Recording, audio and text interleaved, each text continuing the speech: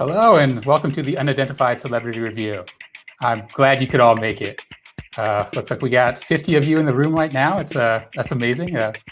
Got Ben there. We got Greg O'Brien. Thank you, sir. Gelgrich, see you there as well. And Alien Boca Face. It's great to see all these familiar faces. Hey, JD. Today we're going to be talking about the season finale of History Channel's The Secret of Skinwalker Ranch. It ends with the question, what's next? Is further investigation worth it? And if so, what can be done? I think I have an answer.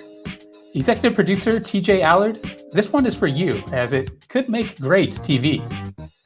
First, some science.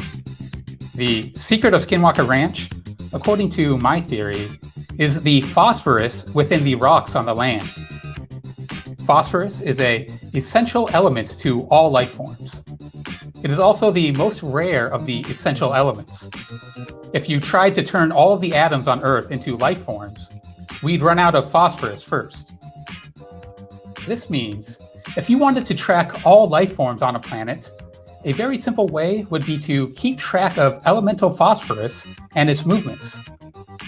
There is a lot of movement of phosphorus 40 miles northeast of Skinwalker Ranch. A phosphorus mine pulls it out of the ground there, and it is then shipped across the country for use in agriculture fertilizer. It goes deeper though. Phosphorus is also unique in that it is able to hold on to its quantum spin in water. This is key for maintaining quantum states within a biological system. There is groundbreaking work showing how our bodies process quantum information using phosphorus as biological qubits. Perhaps UAP aren't just monitoring the phosphorus around Skinwalker Ranch, but are also influencing the quantum state of the element there. Once we eat the downstream crops grown from the UAP-influenced phosphorus, our own consciousness may be influenced. There's more on the science of these theories on my channel, Rather Be Squidding, but let's get to the reality TV aspect of it. First, the obvious. Those night rockets would shine even brighter with some white phosphorus. If this theory is true, that may lure them out. Less spectacular, but more interesting, would be feeding someone an all Skinwalker Ranch diet. Beef from cattle raised there, and vegetables grown from nearby crops. This presumably would compound the entangled phosphorus within one's body. I believe this is what happened to Travis Taylor over the last 2 years. We know he had been going to local bars, presumably eating local hamburger. Now, he may have an abnormally high amount of phosphorus, quantumly linked to the phenomenon. Perhaps this alters his consciousness, showing him storms when none are present. If we are able to induce this effect on others, we may really be onto something. And onto something we are. The last Skinwalker Wednesday here at UCR, at least for another year. So savor it while you can, and get those thoughts and theories out in the live chat. And now, without even using a Tesla coil, let's summon two powerful entities to host the Unidentified Celebrity Review. Luis Jimenez and Michael Mataluni. Rather Be Squidding. Boy, you get more and more creative with these introductions, and I love every single one, good sir. Every week it gets better. Every week they get better and better and better. I absolutely love it. Okay, so Rather, we've got a big surprise guest that's coming up the second half of the show. So Huge. We'll have you join us back for when he gets here. You guys, if you don't know, sorry, my microphone was far away from me. How'd I sound there? Better now. All right, good. So yeah, well, let's talk about it. All right, Rather, we'll see you in a little bit. Yeah, looking forward to it. See you in a little bit. Hello, good morning, good evening, good day, good afternoon, and aloha. Welcome back to another episode of the Unidentified Celebrity Review, your home for credible news, reviews, and commentary on everything UAP and UFO. My name's Luis Jimenez.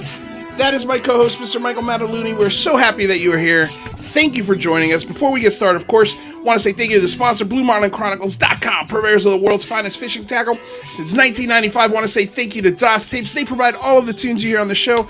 Their Bandcamp link is in the description below. Of course, please, if you haven't already, subscribe, like, share the channel. I see 87 of you guys in here right now.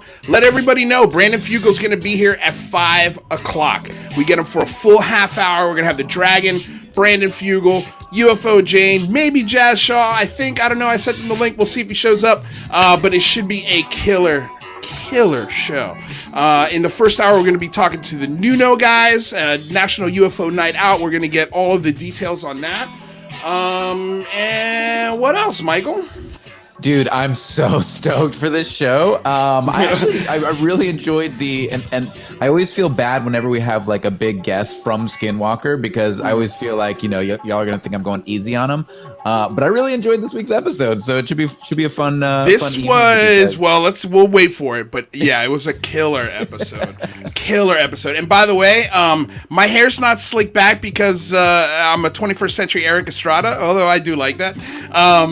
It's so damn hot. I wet my hair before we got started. It looks kind of dope, though, hot, bro. It's so hot. No, man. You should consider the look.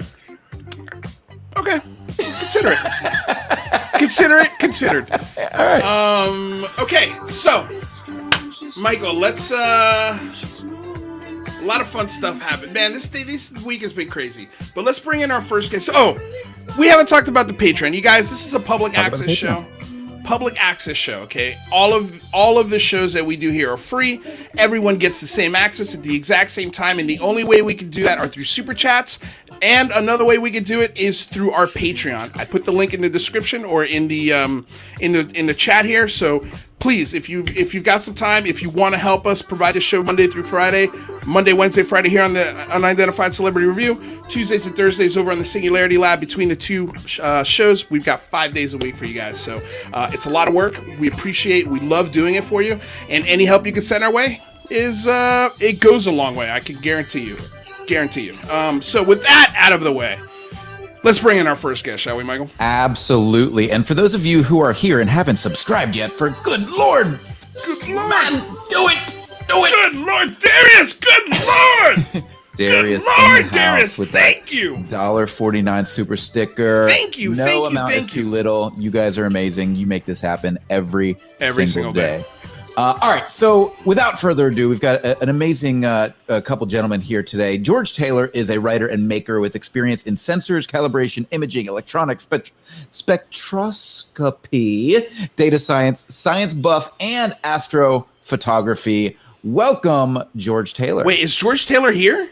Is he not here? Vic, give me a thumbs up if George Taylor's here. I don't think I see him. Nope, not yet. Nope. Okay. Oh, no. So hopefully we'll have Jason. We got Vic. All right, and okay. We've got 2 out of the 3. 2 out of 3 for NUNO. Let's see who else. 2 out of 3. These gentlemen are creating the NUNO Skywatch, aka National UFO Night Out. The founders, the creators, those who are going to bring it forth into the world. Welcome, both of you. Yeah. So we've got Vic. Hello, gentlemen. Happy Wednesday. Hey, what's happening, boys? Hey, how's it going? Pixar, it didn't happen. That's fantastic. Thank you. Pixar, it didn't happen. Yeah. So we didn't want to give out the last name if Pixar didn't happen. But how should we what should we call you for today's show? My name's Clint. I just go by Clint. Okay, just Clint. All right, cool. So, gentlemen, you're doing a really cool event. The NUNO event, National UFO Night Out. It's this Saturday. Where should we start? I mean, Vic, you're co-founder, right? So should we start with you? You could start with Clint. Go ahead and start with Clint. Let's start with Clint. Clint, what do you got? Vic is the co-founder. I came on board. I'm the one of the co-founders of the subreddit UFO Believers, and when they started organizing, they were posting around to get the word out, and I reached out and said, "Hey, this looks like something really, really, really amazing. It's something that we've needed for a long time." And Vic and I actually jumped on a phone call and talked in real life, which is something you just don't do with people you meet on the internet, especially places like Reddit. And we have a lot in common. We had a lot of similar interests in the space as far as what we believe, where this thing is going, and what needs to happen. And we teamed up with Cristina and a number of other wonderful team members that came on board before I did on NUNO. And basically, we wanted to get the community involved. I mean, you can see something up in the sky, and then you end up being the crazy person online that tells your friends and family about it. Right. But we wanted a community where you could post that, and hopefully, if somebody else was in the area, that you could point it out and say, "Hey, look to the northeast. Do you see this object? It's coming your way," Right. and document this thing. And we thought that maybe with an army of people equipped with devices and a platform, that this is something that we could get accomplished. I think it's a damn good idea. Damn good idea. Vic, what do you have to add to that? Well, first of all, I think myself and the other 3 members consider Clint to be a co-founder as well. He came on extremely early. He's been instrumental. We would be nowhere near where we are without him. So he is one of us. Right. The other thing, everything he said, just for everyone to know, it's July 17th is the NUNO Skywatch. You can find us on Twitter, Reddit, Discord, which is our main hub. So hopefully everyone will join us on Discord. We've got a lot of people there from all over the world. There's channels for every state, for every country, I think. And we want as many new people engaged in this as possible. We want those who are a part of this community but haven't been motivated for a while. I've said this before, or excited. Go outside, look up and record what you see. Share it online with the global community that'll be doing the same thing. It's about getting out the truth about UFOs, but it's also about finding the truth about who we are and what our place is in the universe, I think. And it's about being with people, either in person or online, and just reminding ourselves about, the wonder of just looking up at the stars and at the galaxy and the universe. And we're bound to get stuff. I'm really excited to see what comes through. So yeah, I got to tell you, I'm pretty excited as well. And I think we got George Taylor here. I see somebody in the stream called Curious George, but I don't see his picture yet. So let's see if that pops up. I don't know let's see if he's just doing audio. George, are you just doing audio today? I'm trying to get the camera to work. Okay, no worries. Take your time. No rush. We'll put you backstage until we see you.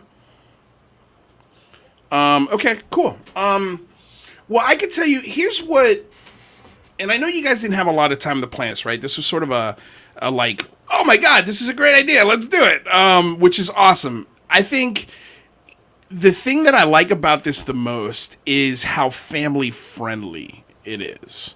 How you could do this with your kids, and this would be a fun camping trip, or something that you could pack the car up with a telescope, or if you're lucky, you have some night vision, equipment, which we're going to go over in a bit, sort of the things that you guys are recommending to have when you go on a trip like this. I think it's a wonderful opportunity to sort of share the aspects of this community, the UFO phenomenon, the UAP phenomenon, introduce it to the next generation, but also at the same time giving them some science instruments to measure things with. And even if you don't see anything, which you probably won't, who cares? You had a great night out. It was still really fun. You probably hung out by the campfire, did some s'mores, tell some stories, whatever. I think it's such a cool opportunity to do things like that. And beyond that, what I really love is what you were touching on, Clint, which was the cooperation aspect of this. Okay, if you guys live in the same city and you guys could coordinate 3 different households to go to relatively the same area, I guess, right? Because you would have to at least be able to see the same part of the sky to corroborate these things. That would be amazing data. And it would be 3 sets of witnesses, depending on how many people are in those parties. Yeah. all looking from different angles at the same thing. And imagine if you got video and any other data that could happen with that. I think that's a golden opportunity. I don't know if we've ever had anything like that before. No, I don't think we have. Well, we have, but I think it was fake video. It was from Jerusalem.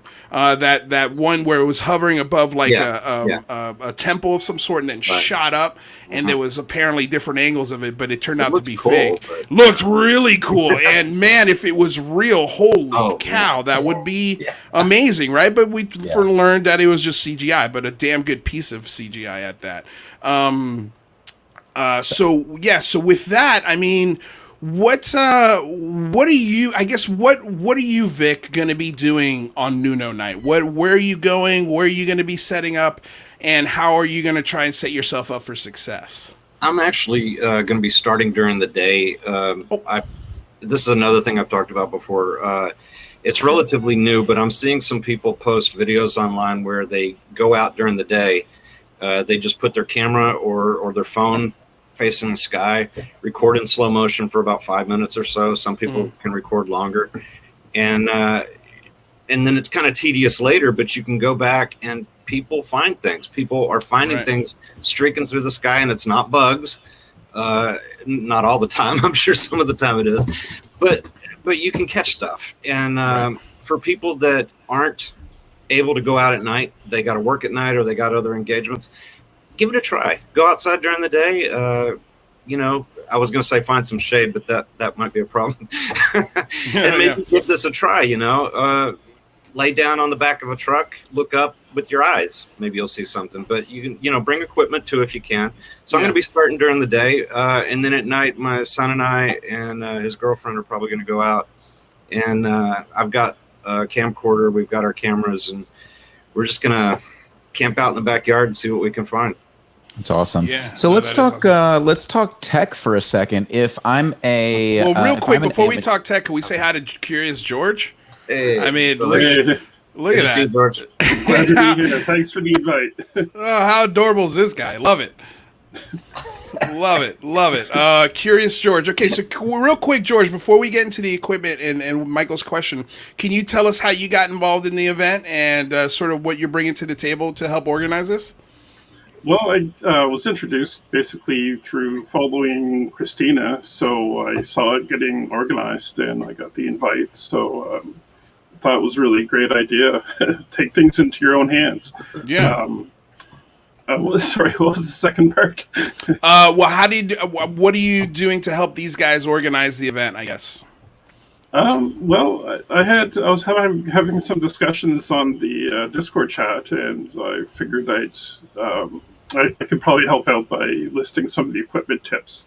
So it's something I plan to work on pretty soon. Awesome. Well, that's a good segue because I think that's where Michael wants to go next, if I'm not mistaken. What was your question, Michael? Well, yeah, I'm just curious. So obviously, whatever you have, right, is good. But if people wanted to get a little more prepared, what sort of technology, what sort of like binoculars, telescopes, recording devices, what's a good way for folks to be as active as they can be on that night? And then how do they communicate what they saw? Is this all being organized on Discord? Like, what's the process that people are going to be using? That's a good question. I'll start with that. I think the easiest way to get involved is going to be, there's that old saying, the best camera you have is the one you have on you. If this is a family thing, we're not expecting people to have professional photography equipment out there and high-tech sensors. So really, the cameras that we have out today, they're impressive. You're not going to get something, 40,000 feet up in the air and be able to make it out perfectly. That's how we end up with a lot of little blobs and orbs that really aren't anything in particular. But if there's what we're looking for, there's like UAPs and lights in the sky that are doing odd things, right angle turns, this type of stuff that we look for. So if you've got a newer iPhone or a newer Android, try to get some of the background in the view and just get it on video. And by God, don't make it a 2-second video or a 10-second video. Get as much of it as you can. Yeah. We've all seen those videos where they cut out right at the perfect moment, right? Everybody crazy. Yeah. For some reason, the videos never show these things leaving. Like that's the thing. I'm like, why did you stop filming? And then the backstory is always, we saw it and then it like that, and you never get to see that part. You never Like, get to that's see what that I want part. to see, right? Yeah. So you want to capture as much as that as you can. Get some objects in the background on the horizon. We talked about that in the past. So that we can gauge and triangulate where these things are, how far away, how fast they're moving, things like that. So when you get out to your area, you see some telephone poles, if you see some trees, mountains, whatever you have in the background, kind of scan the area, get a good, familiarity with it. And then when you're taking a video, try to capture some of that stuff in the background if it's possible. If it's straight up in the sky, I mean, just get what you can. But, phones are going to work fine for the most part. And the more phones, if you got a group of people, the more of you taking the video, fantastic. If you want to step it up a little bit and you're familiar with photography equipment and you have equipment, I use I brought it with me. I just use a digital camera. But what I did is I took an old school film lens. And I have an adapter that connects to it. And it takes a little practice getting used to using it like that. But what I like about this, so you can see it's a digital. What I like about this is I set it to infinity, and that's it. I don't end up with things trying to zoom in and out, in and out, in and out. And over a certain distance, you're not going to have any autofocus problems. It's, once it's 50, 100 feet out, everything's going to be focused in. Yeah. So I use that. And then I also, what comes in really handy is these little cell phone tripods like that. You snap yours in there. Oh boy! Oh, there goes NUNO night. NUNO night is ruined for Clint. But anyway, I pop that up, and a lot of times what I do is I'll have my phone sitting because I like to enjoy a cigar every now and then. So I go out on my deck, I sit with a cigar late at night, and I'll set that phone up, and then I've got the camera going or ready to go. And once in a while, I'll just hit the slow-mo video on it because it's capturing more frames. So hopefully you catch something and get as much as possible. And I do it on a wide section of the sky with just a little bit of the horizon in it, and that's how I do it. And you can be as fancy as you want with it, or you can be as simple as you want with it. But I think the biggest thing for this to be successful is going to be time under the sky, as many people sky watching as possible. Right. No, I agree. Well, UFO Jane makes a good point here, and she says, and I don't know if you guys agree with this, but she says, get a tree or a building and some frame of reference in there. Yeah. Because that would help. And also, just real quick, Bricktop's asking NUNO night. NUNO is an acronym for National UFO Night Out. So it's going to be this Saturday, and these gentlemen are the organizers of the NUNO event. And essentially, it's a skywatch. It's a skywatch that everyone's invited to. Anyone can participate. You don't need any special equipment. You just need a set of eyes. And if you have friends, give them a call and also invite them to join you in this skywatch. Because, again, corroborating evidence is the best evidence we could get, even if it's not accompanied with pictures or video. If you got people in the same neighborhood, in the same district, looking up at the same part of the sky and something pops up and you guys have that eyewitness testimony, you write it down, compare notes, and then, so let's say something does happen, right? Yep, so that's the next part. What's the next part, right?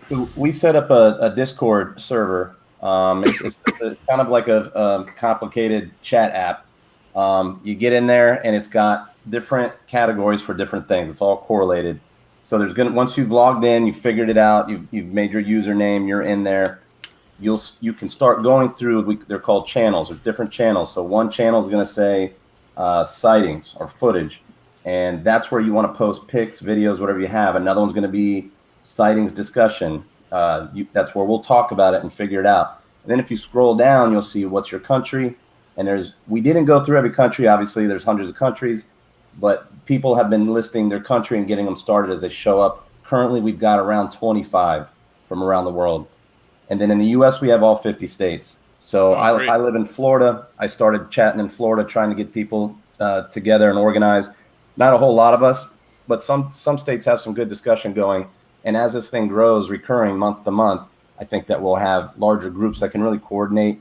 Maybe some people will get together and bring a couple of six-packs out and hang out and make a night of it. It should be a lot of fun. Well, okay, Please, real quick. Do we have a link? Oh, you got the link. Yeah. I was gonna say we just put the link for the NUNO Discord, so you guys can you guys just save that into your favorites, and so that's in the chat descriptions. But do we really want people drinking sixers while they're doing this? Because we want them to be as sober as possible. If they do see something, the last thing I want is a case of beer next to you guys that you just powered through. You know, so I don't know, but you know what? Who cares, man? Have fun, right? Like just as long as there's a designated driver, right? I'm thinking some of the audio on these might be hilarious if they do. Well, there you go. Okay, so once once you see something, you could go to the Discord. You guys, you can narrow it down to the state, the county, who saw it, the witnesses. And so, what are you hoping to gather from this data? What are we hoping for? Well, I think from there, you know, the traditional places that you would make a reporting is going to be MUFON, and you know, whenever they get to you. The feedback on that has been historically slow. And then you have NUFORC, National UFO Reporting.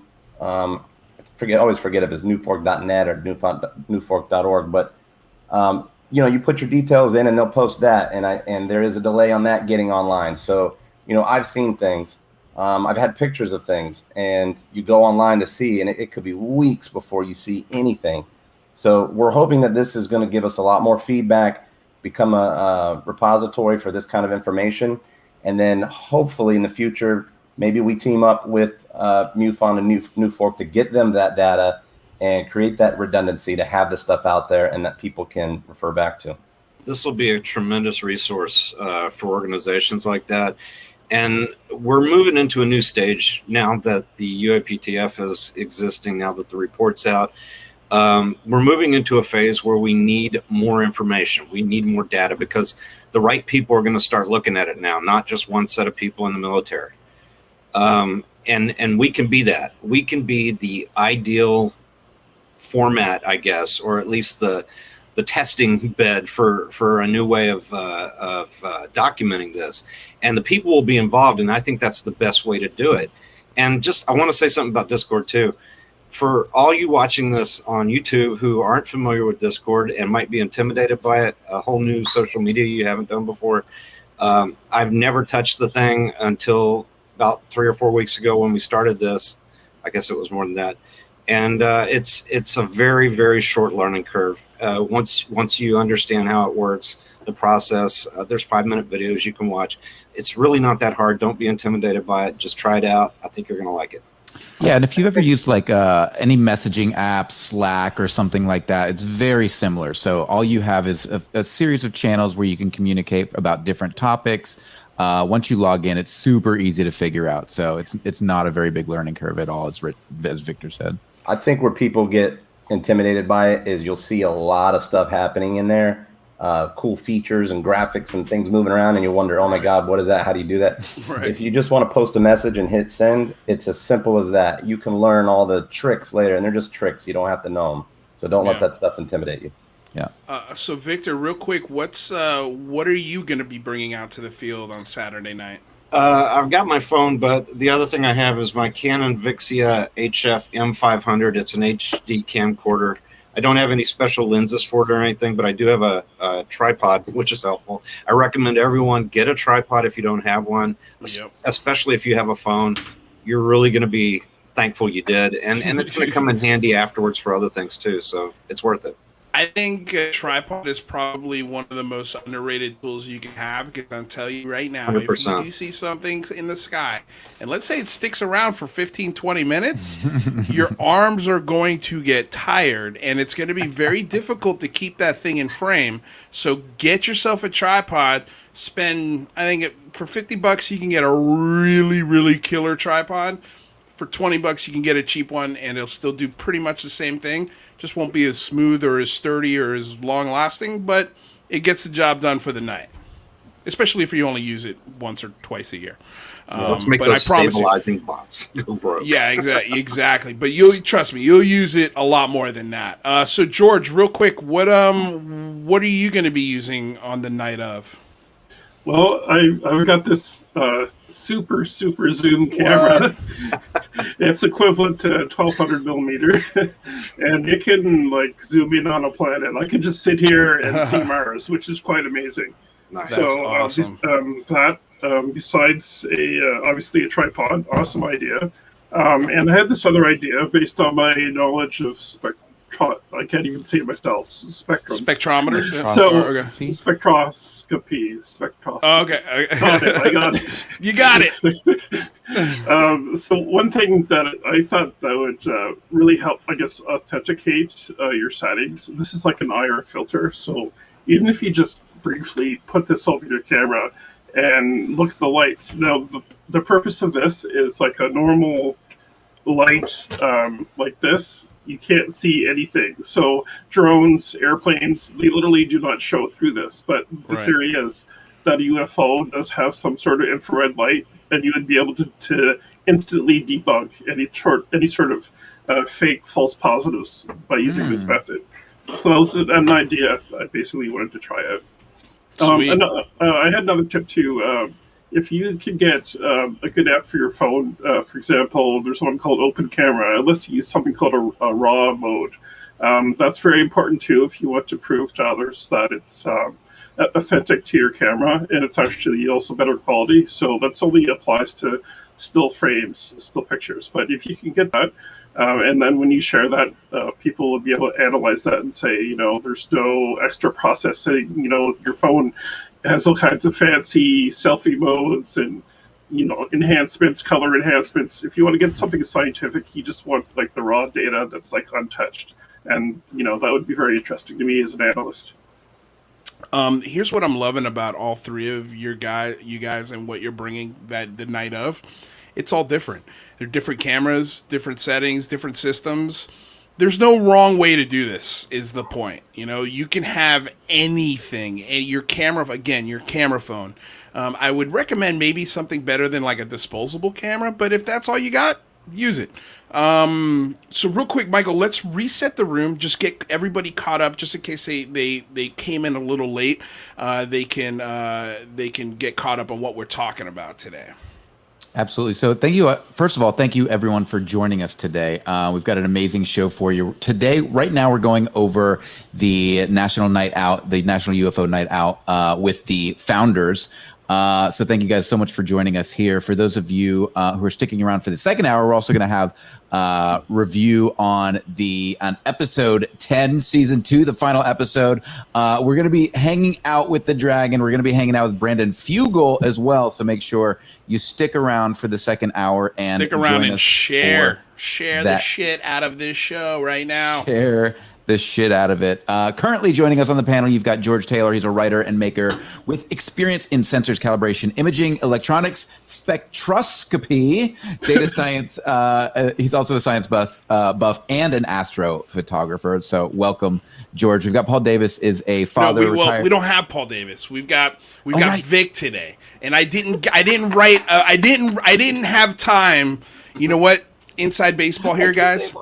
I had a lunch today with Chrissy Newton, so I thought it was going to be George, Paul, and Clint, but it's George, Clint, and Vic.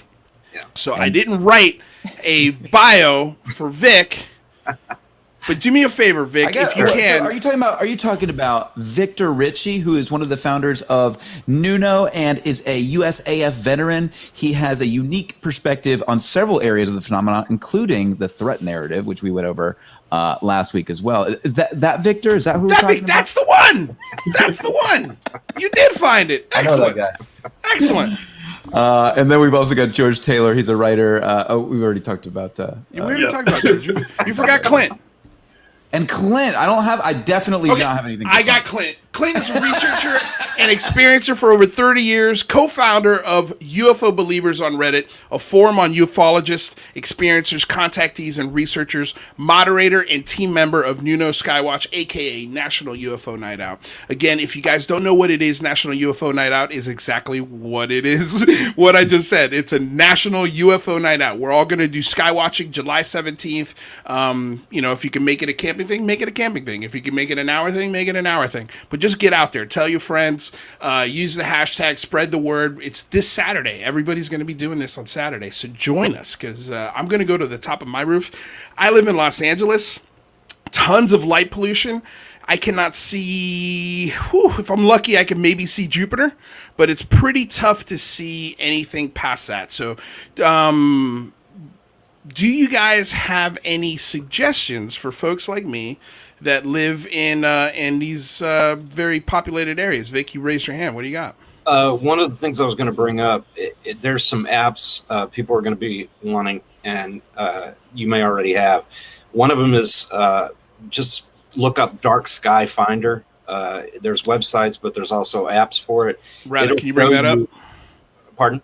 No, I got rather bringing it up so we can show people. Oh, the okay. website. Right. And these will help you find the darkest sky area within range of view. And so that'll help. And then the other thing you're going to want is apps that will show you where satellites are and where stars are at any given point. Some of the satellite ones are a little processor heavy, so they might slow your phone down a little bit, but you're going to want both of those. That's a good idea. Gentlemen, does anybody have any other suggestions? Oh, check this out. Excellent. Yeah, that's cool.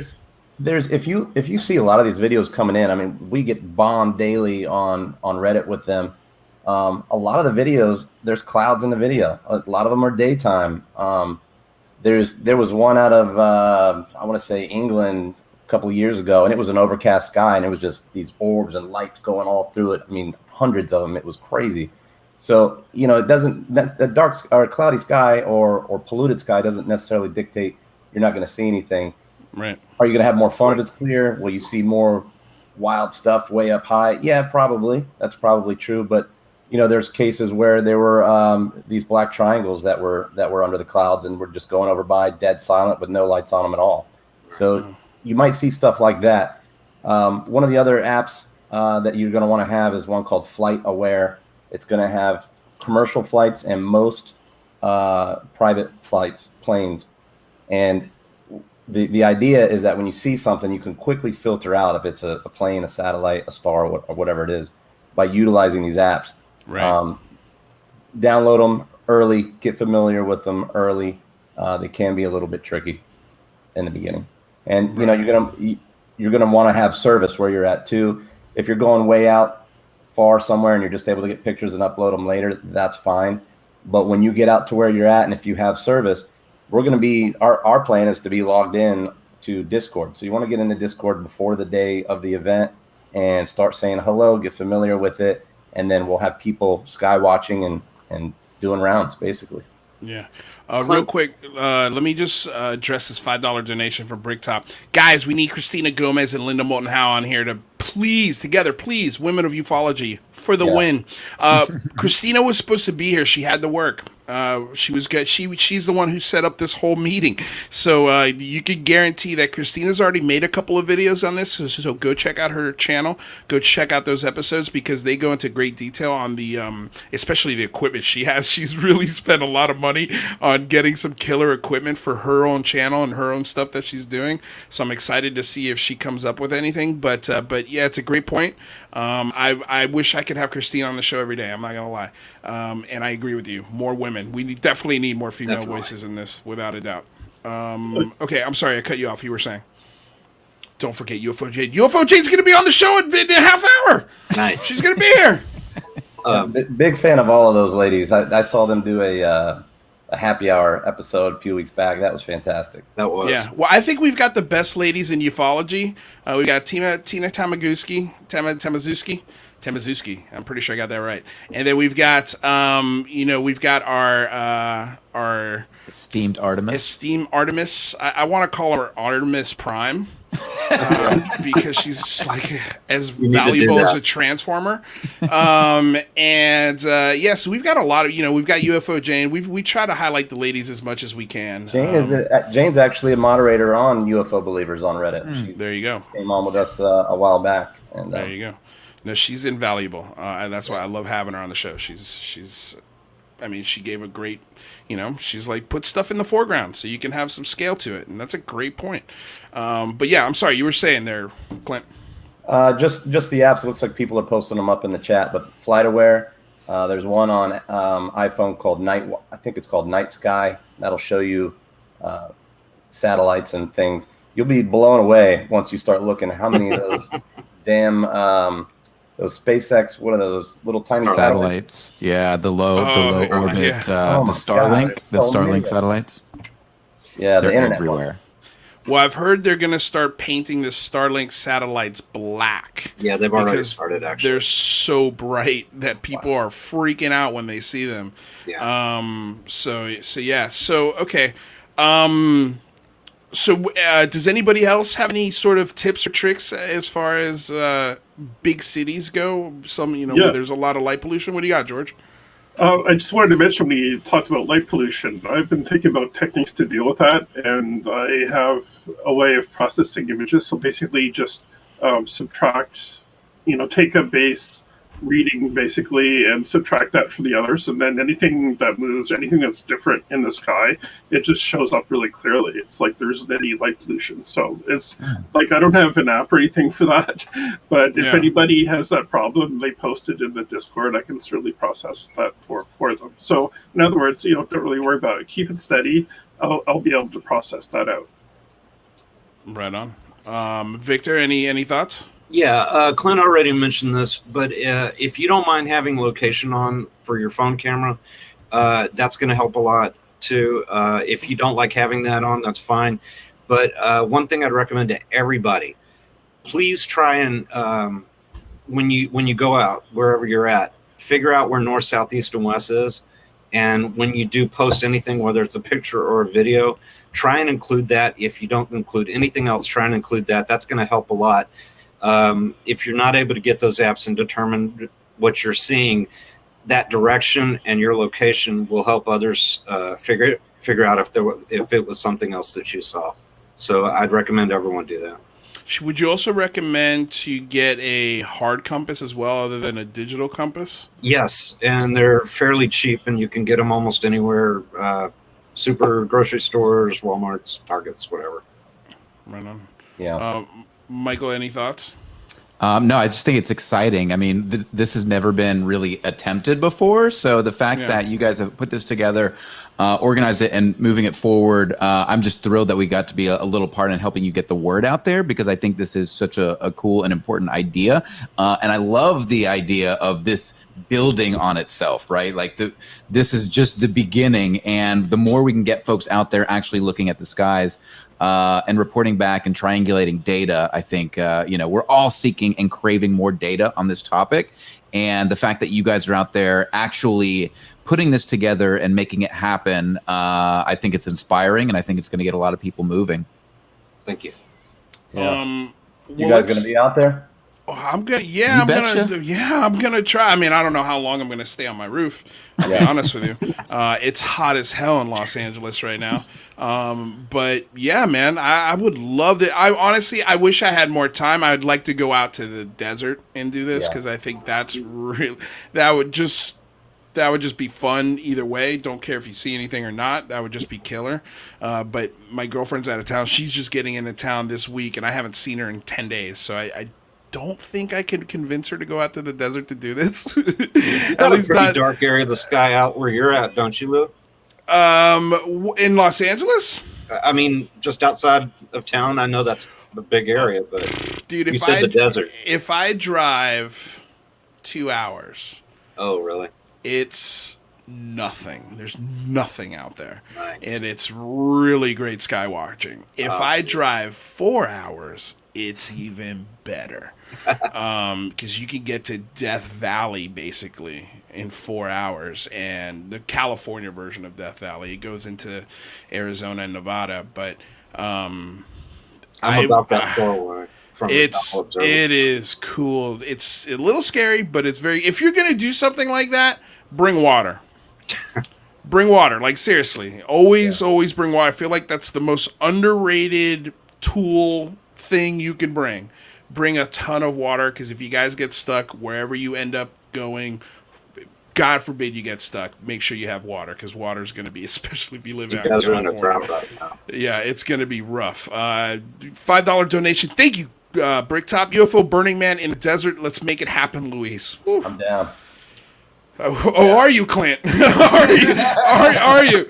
Is that right, Clint? No, I think Interesting. that if there was enough, if this thing gains enough traction, and we've got, I think we've got several hundred that have logged in to the Discord at, one time, and we're hoping for several thousand. You end up with several thousand people. At one point, you could start doing meetups. We discussed meetups, but we're just not there yet. Right. And then if, a year down the road, this thing's got a lot of traction, it would be awesome to have a national UFO night out and do an event somewhere in a dark sky area. That would be amazing. That would be amazing. And then and then are you bringing the DMT, Clint, or is that on me? No comment. Ayahuasca. No comment. He said, no comment. After wanting to start the UFO Burning Man, the guy goes no comment on the DMT. Who's bringing the DMT? Hey, the no comment speaks volumes. Volumes. Yeah, Clint and I are on the same page. Yeah. Reiki.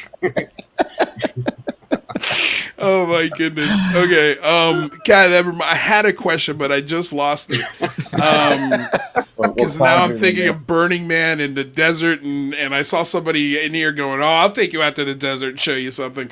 Oh my. Yeah. Oh boy. Okay. It's getting surly in the chat right now. Yeah, it really is. Here's what I was gonna say. Look, there it is. Hey, listen, come pick me up. I'll take that ride. It's, as creepy as that sounds, I'm in. Just as long as your car has AC. So what I was gonna say was a recommendation for you guys for the next 3 days is hashtag the shit out of this. Every single post you guys have needs to have this hashtag, and we need to have like 400 posts between now and Saturday. And let's see if we can get this thing trending. I could put, hashtag NUNO, hashtag. I mean, what is the official hashtag we're using? Is it UFO Night Out? It's NUNO Skywatch, and then I think there is one all written out. Yeah, let's please doing it. Yeah, we've been going with the ones that she's using.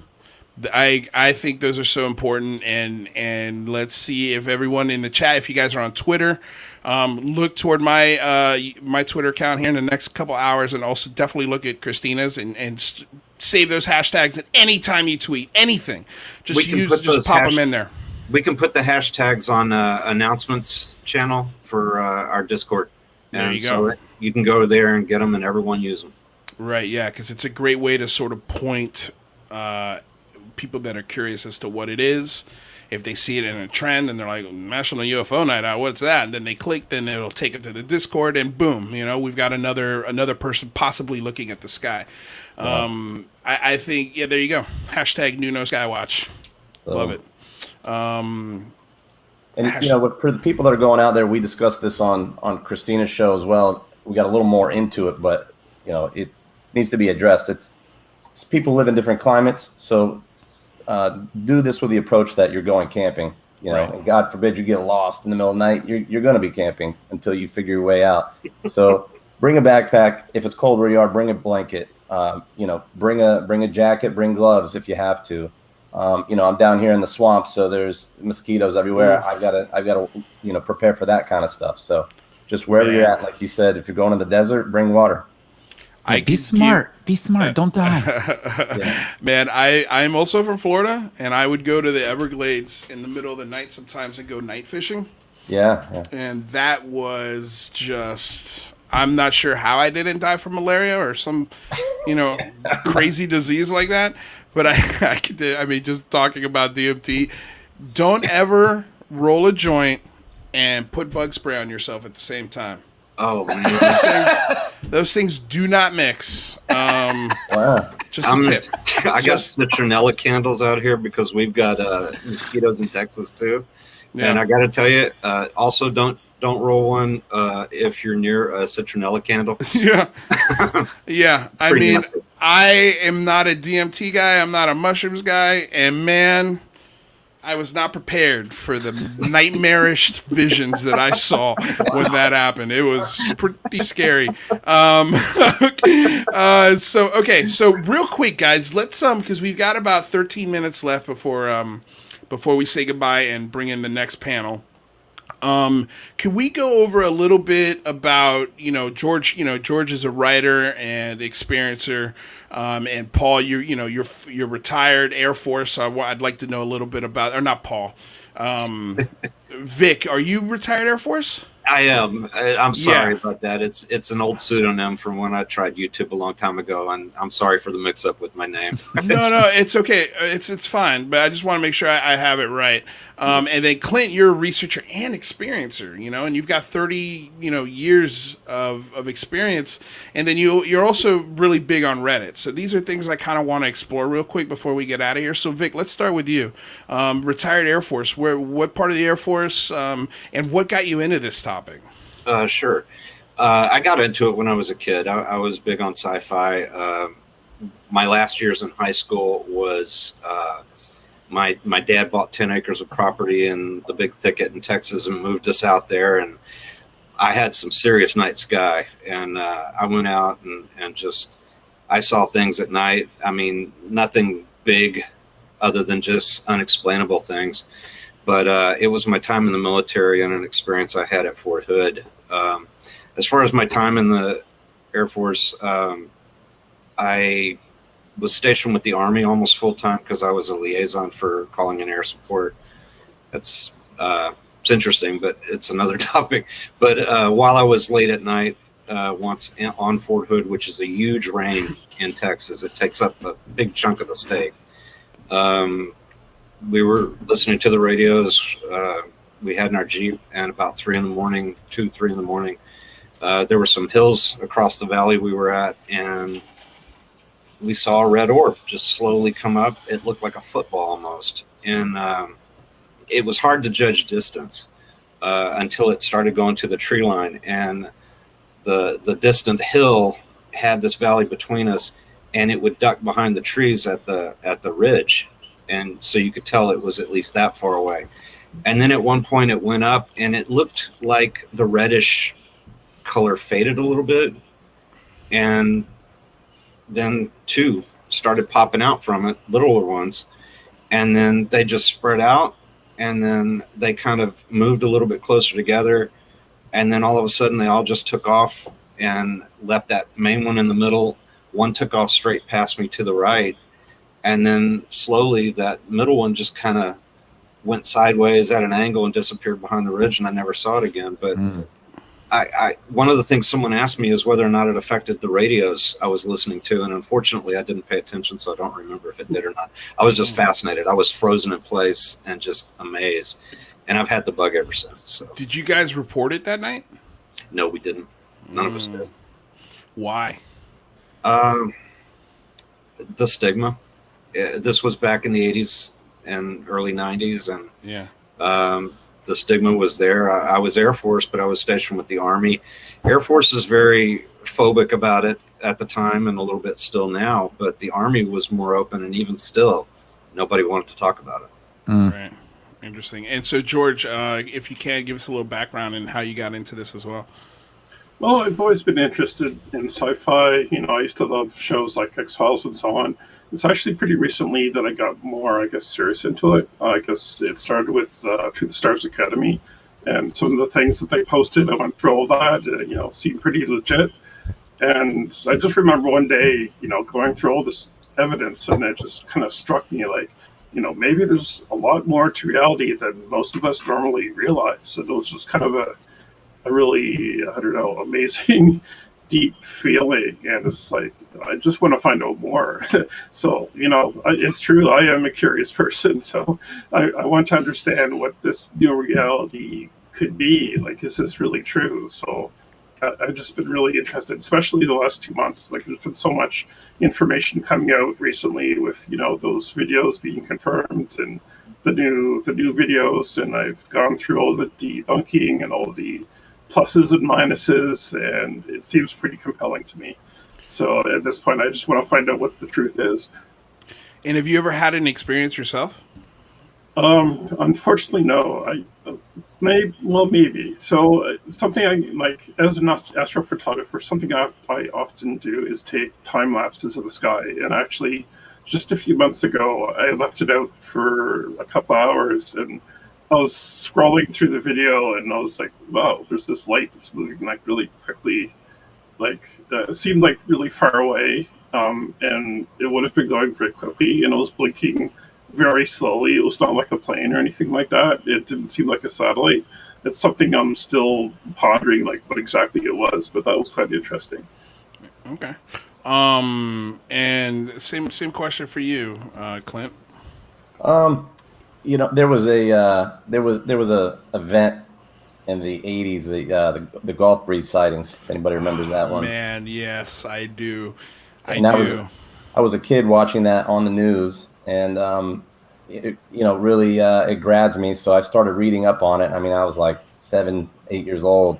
So I'm in the bookstore as a kid, grabbing these crazy UFO books and reading them. They were far beyond my comprehension level at that time. But yeah, I remember my grandfather. I was talking to him about it. He's like, "Oh, you like that? Check out these books." He had every book you can think of on it. And then one thing led to another over the years, and found out my uncle's heavily into it. Had every book, had been researching it for years. My great grandfather saw something out in the field, went out to take a picture of it, got the picture, and had a missing time event. Then over the years, more and more family members started. My grandfather, my uncle, my sister seen strange things. My mother's seen stuff. Actual craft in the sky, and found out that every family member had seen something. And then the more we dug, there were a little more details that we're kind of exploring now. So there's some classic experiencer contactee details in there that we're still looking into. But I've seen them several times, enough to grab my attention, and I've read most of the books that are out there that make up the space. It's funny you say Gulf Breeze. I just watched somebody, I can't remember his name. I have to look up his YouTube channel, but he just did a really, really great breakdown of the Gulf Breeze sighting. I just saw that like 2 nights ago, like a younger guy, reporter or something. Man. Yeah, and he lives in Florida, Yes. and he did a killer job of chasing down that story. Because I'll tell you, my experience, the craft I saw was so similar to that craft. Yes. And it was probably 4 to 6 years after the book came out, because I remember reading that book. It scared the hell out of me. I think I was around like 8 or 9 years old too, and then I saw something. Like almost a spitting image of that craft is what I saw. Remember the video where they got the thing that's dropping out of the bottom? The light dropping out of the bottom? That's to a T. That's what I saw. Wow. That's amazing. Out east of Orlando. Yeah. And when I was in my early 20s, I might have been 18, 19, I saw that, as well as several other things. But yeah, I mean, there's some pretty compelling things to point that it might have been faked. And but it's still very much on the fence. But some of the things he said on like talk shows don't match up with what he said in the book. There's just I want to believe this because I saw it. But at the same time, I also know that the way the human brain works, like if I was reading that book 4 years earlier, and that's something that had I remember I couldn't sleep for a week after reading that book. And so maybe subconsciously in my brain that was already in there. So when I saw the thing that I saw over time, my memory has changed into that. But I remember, quote, like when I was looking at it, I said to myself, damn, that looks just like the Gulf Breeze craft. Just like it. And so, I'm so on the fence about this story, but I'm trying to get an interview with that guy to bring him on the show and really talk about the Gulf Breeze sightings event. Because I think, even if one person is faking it, the entire town of Gulf Breeze had hundreds and hundreds of witnesses. But then we got to start asking, okay, well, is this a mass hysteria thing? Is this something that is flowing through the community and people are because when I think of mass sightings, like last year we had that blimp that showed up over the New Jersey Turnpike, and it was a blimp sitting over a Monday night football game, but from this turnpike at the angle it was sitting at, it looked like a triangular craft. Yeah. It stopped the entire freeway system Damn. during rush hour. And people to this day still think it's an unknown craft, even though Goodyear has said, yep, that was us. Even though the flight patterns and all the tracking says, yep, that was what it was. You know, this video still convinces people that it was a UFO. And all of those people that stopped on the freeway, a lot of them, I'm sure, will still tell you, yeah, I saw it. That's what I saw. It was a huge triangle craft. I stopped on the freeway. So that's where I get scared when a whole bunch of people see something, because I could see really quickly how a group mind, group mentality, fear will feed the brain to believe what they're looking at is something otherworldly. Well, the one that I saw that was dropping the little things out of the bottom of it. I was driving down the highway. There's a back road that connects to Orlando to the coast called Highway 50, and there's some things out there now, but back then there was nothing. And I pulled over I saw it, and I pulled over on the side of the road, and I opened the door of the truck, and was, you know, where you stand on the truck door and you're hanging out and looking. I'm looking, and other cars were stopping on the side of the road, on the other side and on my side, and everybody stopped and was looking. This thing was off in the distance, but enough that it was odd, and it stopped traffic. Right. And I remember people saying, "What is that?" You know, I could hear some guy's wife goes, "It's dropping things out of the bottom," and there were little things. And people go, "What is that?" And I remember thinking in my head, "This is how people get abducted. I'm out of here." And I'm flooring it till I hit civilization. And I was a little shaky. It was spooky. That's weird, because I ran toward it.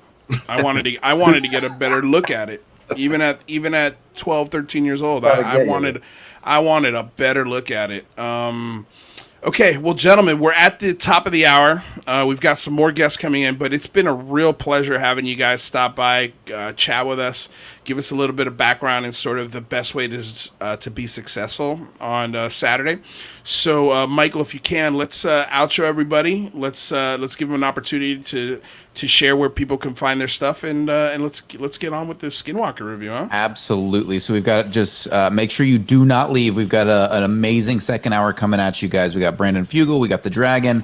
It's going to be super exciting. Right now, we're saying goodbye to an excellent panel who is integral in putting together this event this Saturday, which is going to be amazing. So I encourage everybody to get on the Discord server, to get out there, to get your eyes on the skies, because we've got real work to do. So, Vic, do you want to kind of share people, tell them where they can find you?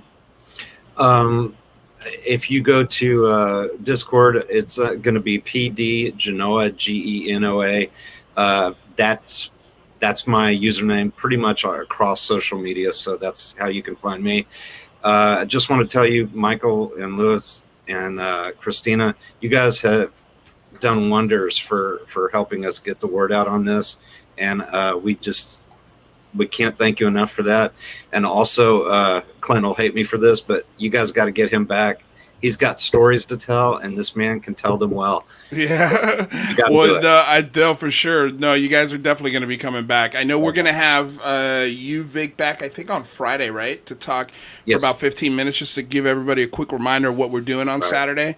And so, yeah, so we'll see you on Friday. I can't remember what time I scheduled, but we'll work it out before you come on Friday. I think it's the last 15 minutes we're going to have you on. All right, Vic, well, we'll see you later, bud. And by the way, I've got everybody's links in the description below, so you can check them out there. But we appreciate you stopping by. Thank you. No problem. Thanks, Victor. Clint, can you tell people where they can find you? Yeah, I'm usually on our subreddit. It's UFO Believers, so r/UFO Believers. We keep it clean in there, keep it serious. High quality content. That's what we're looking for. We have a Discord. The Discord link is in there for that subreddit. And then also you can find me on Twitter as well. It's @PixRequired, or just search my name. Pixar didn't happen. I use the same thing across. I'm in the NUNO Discord server as well. And I'm in Christina's as well for her members. So if you reach out to me, shoot me a DM. It's okay. I'll shoot you a link for anything you need. Awesome. Amazing. Well, we appreciate it, Clint, and we'll see you later, my friend.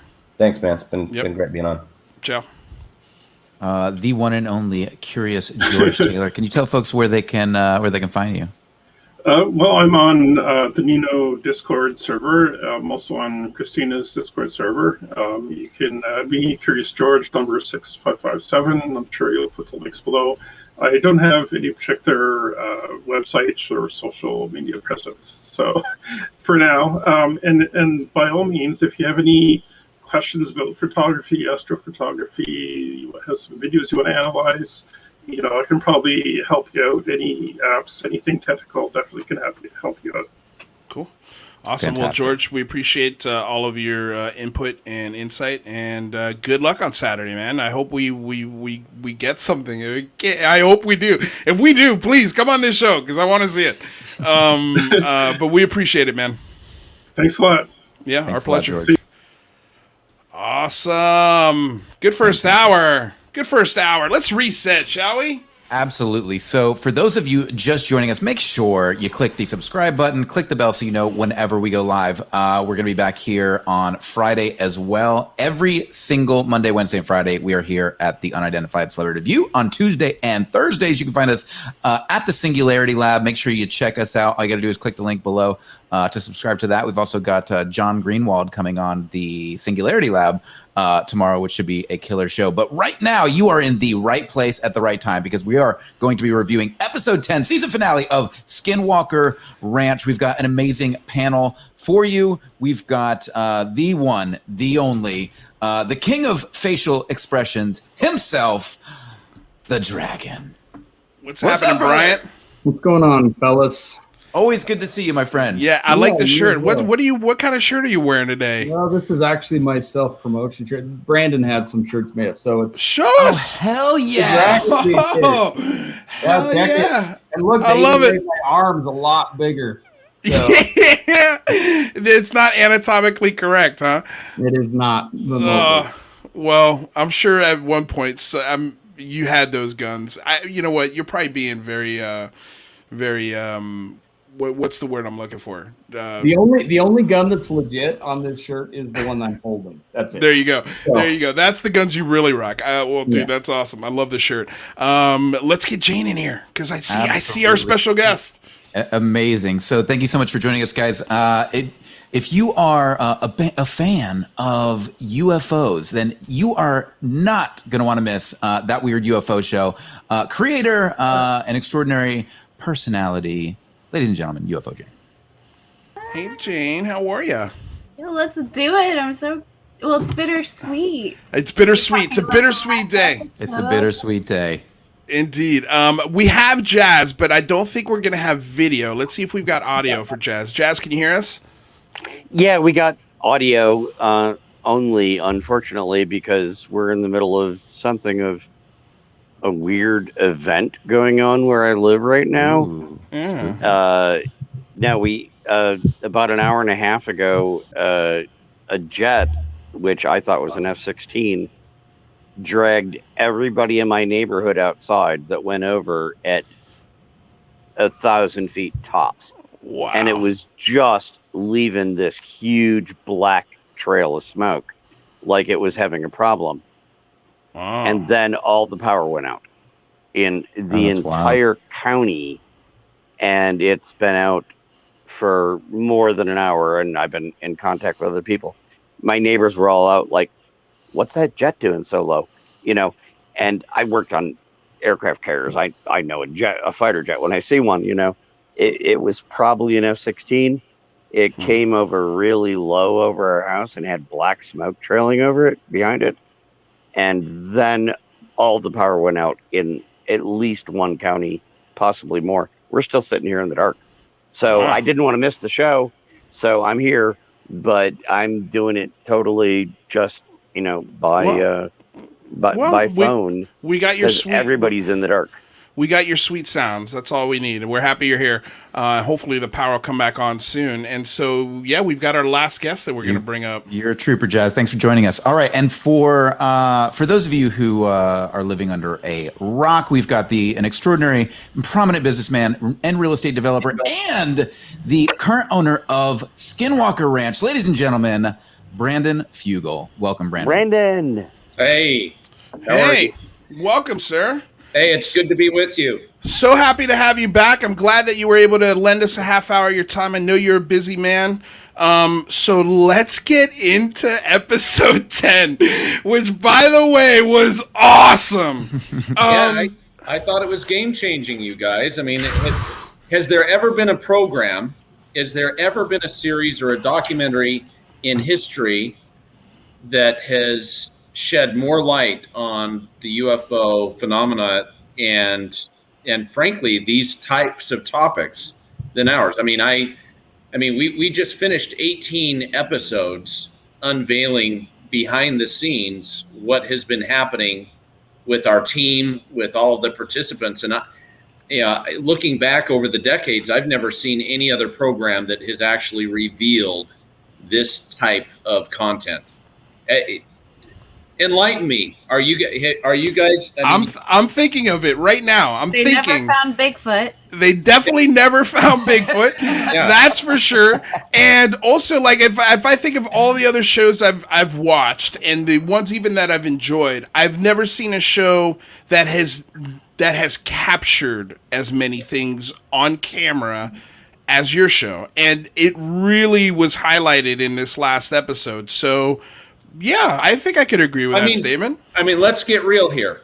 Numerous electromagnetic anomalies, equipment malfunctions, acute medical episodes on camera, UFO sightings on camera, both daylight, nighttime, and you combine that with the fact that virtually every third-party expert that we brought onto the property, whether it be weather balloon scientists or rocketry or ground penetrating radar, LIDAR experts, every expert that we brought on the property. And if you look at their backgrounds and their credentials, these are credentialed people that we brought. These are not hobbyists that we brought to engage with the team. Every credentialed third-party expert that we brought onto this property that has been filmed as part of the investigative series has left shaking their head. And you see, there's a common theme that you see with every episode profiling these experiments. You see Eric Bard or Dr. Taylor or Dragon asking them, have you ever seen your equipment malfunction like this? Have you ever witnessed phenomena like this in your decades of experience? And have you ever seen them say anything but no? We've never seen anything like. They all shake their head and actually admit and confess that they've never experienced anything like that which they have encountered at Skinwalker Ranch. Even Dragon, who started this series as a skeptic. I mean, see that face. Dragon, had you ever seen a UFO or anything of a paranormal nature before we started filming you for this investigative series with the team?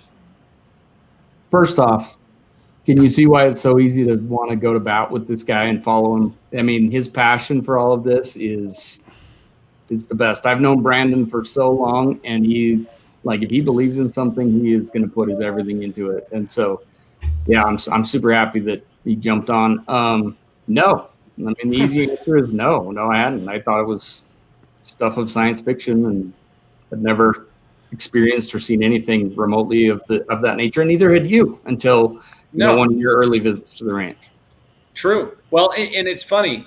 I'm stopped on now a daily basis by people out on the street or wherever, and they say, "Are you a believer, Mr. Fugal? You as owner of Skinwalker Ranch, experiencing all of these things and bringing all of this forward to the public. Are you now a believer?" And I look at them and I honestly can exclaim, "I'm not a believer. I'm an experiencer. Right. I don't believe. I know that this is happening.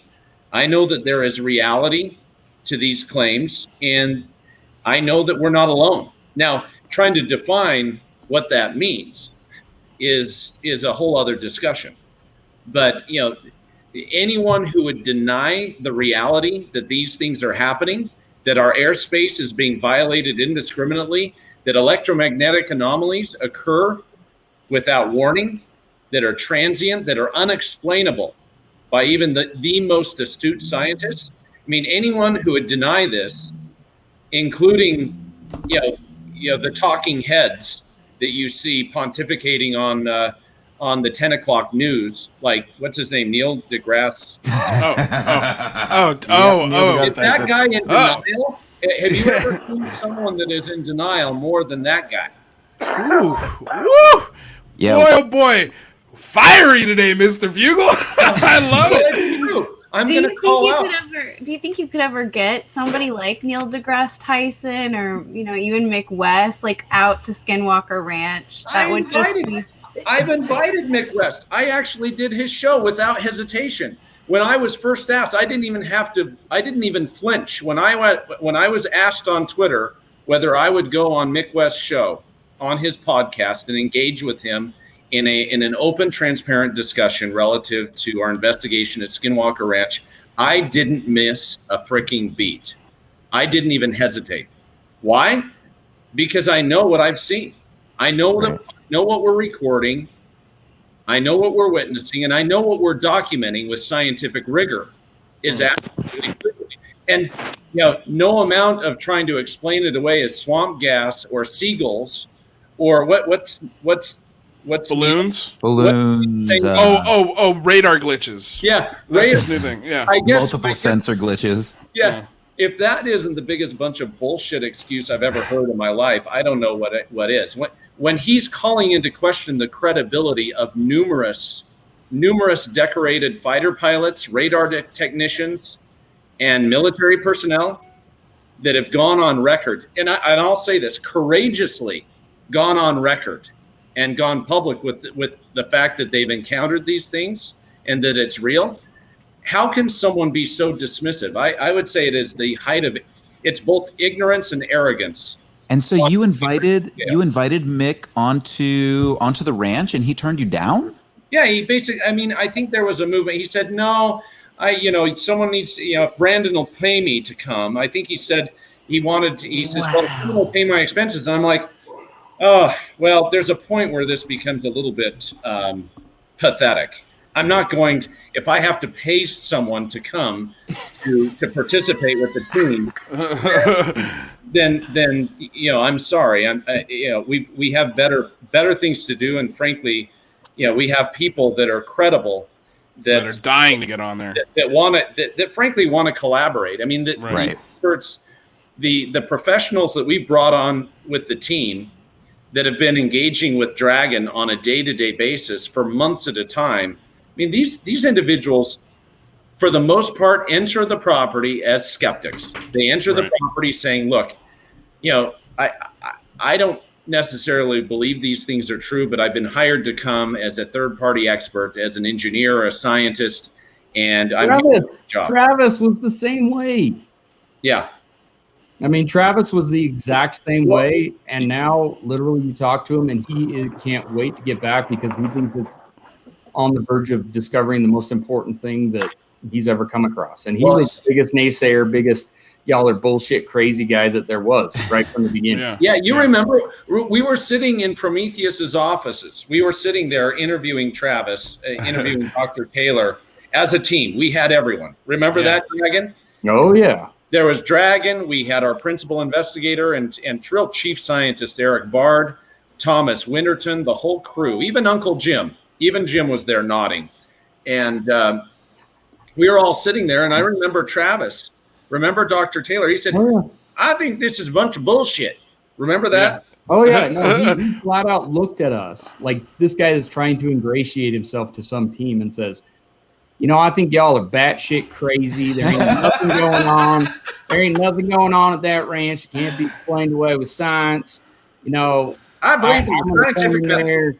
Yeah, and Yeah. And now all of a sudden, season 2, he's the guy who sees everything. It's wild. He's done it was one of the things we talked about on the show, how like a 180 that he's done, because Completely. in season 1, he was very skeptical. And I was like, okay, like, because I looked up Travis Taylor's background, I'm like, this guy is a legitimate scientist. Like, no joke. Like, for real, he's got the degrees. And so, the first season, he was very much like, I think him and Dragon were pretty lockstep. I don't know. I could be wrong. Maybe I'm hearing it wrong. But it seemed like, it was just like, there's nothing to this, man. Like, we can figure this out. All we got to do is just apply the scientific method.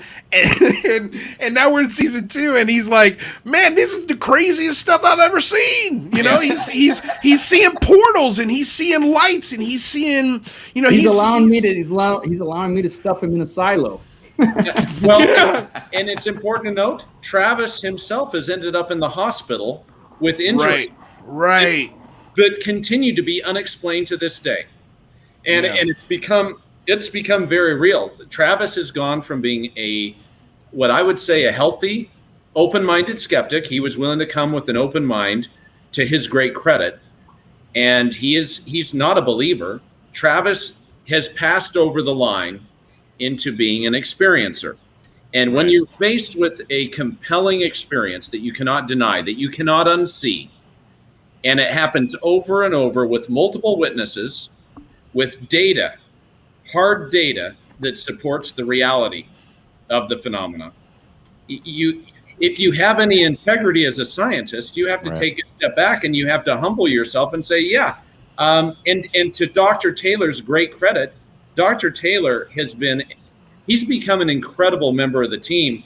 And I'll interject this. Dragon and Dr. Taylor were aligned in their skepticism as we commenced filming for the investigative series, but I don't know that they were necessarily aligned as friends or as allies. But I think as the series has drawn on, you've seen this team pull together as a family. Yeah. It was no longer a team of multidisciplinary professionals that have come together. This is actually a family that is pulled together. And when you experience things with people, it's like a band of brothers moment, wouldn't you say, Dragon? Yeah, I mean, absolutely, sure.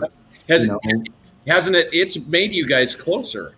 Yeah, I mean, there's no getting around the fact that he and I had differences of opinion in the beginning about how things should be. We're both, strong personalitied individuals. But you're right. As time has gone on, ultimately you can't help. I mean, I don't want to use the term go to battle with each other or anything because I think that downplays what actually happens in that regard. But when you're engaged in something like that and you see frustrations and you see individuals you care about having things happen to them, and and you're united in trying to figure something out, it can't help but bring you together. In fact, I actually invited Travis to come on this episode, and unfortunately, he was going to be traveling at the time, but he told me, he's like, look, I'm happy to go on in a future date. So I mean, even though the show is over, I'm sure that we could probably, you could do a rewind of his experience and everything else, and get him on. So I would love that. We can do Travis. that. And honestly, and let's clear the air. Travis and I are actually very close friends now. Yeah. Do we still disagree on things? Absolutely. Do I think he's a lot? Do I think he's loud and can be overbearing at times? You bet. And and he'd say I was an asshole too, and I'm okay with that. Right. Well, it's like a brotherly bond and love. You guys are allowed to be honest with each other and bust each other's chops, but it's like anybody outside of that bond starts messing with you, and it's like, whoa, you need to go through me to get to him. Real quick, Brian, if we can, whose mic is echoing? Is that me? I hear it too. I don't know. I heard the echo too. Yeah. There's an echo. Yeah. Okay. I think it just went away. It might be gone now. Okay. Well, I think it's straightened out. Okay. So let's real quick. Yeah. Go ahead, Brandon. I'm sorry to interject. So no, go for it. I've got a hard stop. I've got to be out of here in 10 minutes. So I'm sorry to have monopolized the introductory comments of this. Brandon, that's why you're here. You've got 10 minutes. Ask me anything you want to know. I'm very go for it, curious, Brandon. Michael. Real quick, I know that you weren't always a believer. This is not something that's always been a fascination for you, but I really would love to know what inspired you to meet with Bigelow, what inspired you to buy the ranch, what inspired you to push this forward, and then what your experience was specifically. Good questions. I had funded a frontier science endeavor over a decade ago that put me in contact with a number of scientists that had worked on classified government programs and projects involving aerospace, the intelligence community.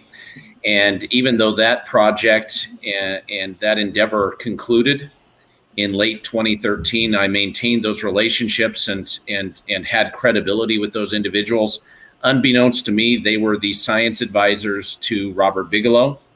And in 2015, they reached out to me as Mr. Bigelow was really focusing the majority of his efforts on expanding Bigelow Aerospace and really becoming the real estate developer of space with his acquisition of NASA's Space Habitats program and trying to get his beam module up on the International Space Station. You know, coupled with the fact that he's still, I believe, the only private entrepreneur on the planet that has his own space stations in orbit over the planet. But they reached out to me with Mr. Bigelow being focused on other efforts and invited me to engage in a discussion that may lead to either a joint venture or an acquisition or of the property. They also disclosed to me that that Skinwalker Ranch had been part of a black budget Pentagon funded program between 2008 that had concluded in 2013, which intrigued me, of course, and they were looking for someone who could actually take the investigation forward. And they found in me someone that they could trust. I mean, the previous endeavor, without getting into the weeds, I brought a team of experts, including Eric Bard, to the table that ultimately disproved and debunked a lot of the core claims associated with the intellectual property and the science or the claimed science of that endeavor over a decade ago. And so I told them, I said, you know, if I were to purchase the property, I would bring to bear the same level of professionalism and scientific rigor. And I would be, at the very least, I found it to be a great privilege to meet with Mr. Bigelow in that, you know, he made his money in real estate and we have some common connections, especially banking connections in common. And so I kind of allowed the meeting to take place. I flew down to Las Vegas and the rest is history. You know, over a period of months, we negotiated a deal for me to acquire the property. I had no intention of ever revealing my identity as the owner of the property. In fact, I thought that I would go the rest of my life without revealing that I owned the property. And I put in place not only a team, including Dragon and Jim and Thomas Winterton, but also protocols, you know, confidentiality and liability agreements given the storied history of the property. And you know, for the first 6 months of owning the property, I've been very open on podcasts and even on television that I didn't see anything unusual. I experienced no unusual phenomena. In fact, I found the property to be not only strikingly beautiful, but peaceful when I would fly in, whether it be on the helicopter or drive in to meet with the team.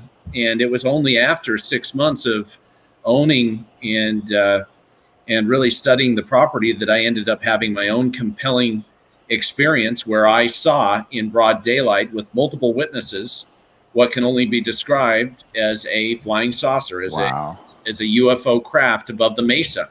And this was right in front of me. The witnesses to that event had previously that day expressed their own skeptical view of these topics and were left dumbfounded. And I think it's important to note, in tandem, simultaneous with that experience, there were extreme electromagnetic anomalies. There were actually acute medical episodes. People actually ended up having very physical experiences on the ranch that day.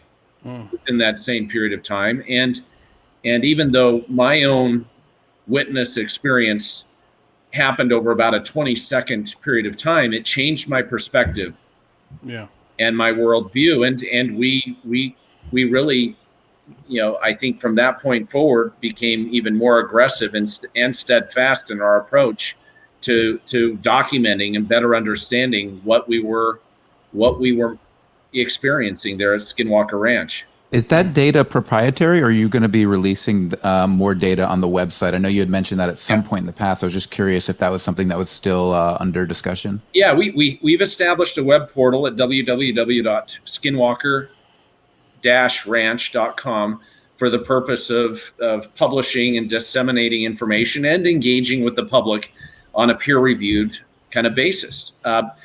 To be honest, we just haven't had the bandwidth. I haven't had the bandwidth myself to manage it or really sit down with the team and the webmaster in order to set up, the further administrative protocols associated with the portal. But it is our intention to be completely transparent and to inform the public relative to the reality of what we're experiencing here.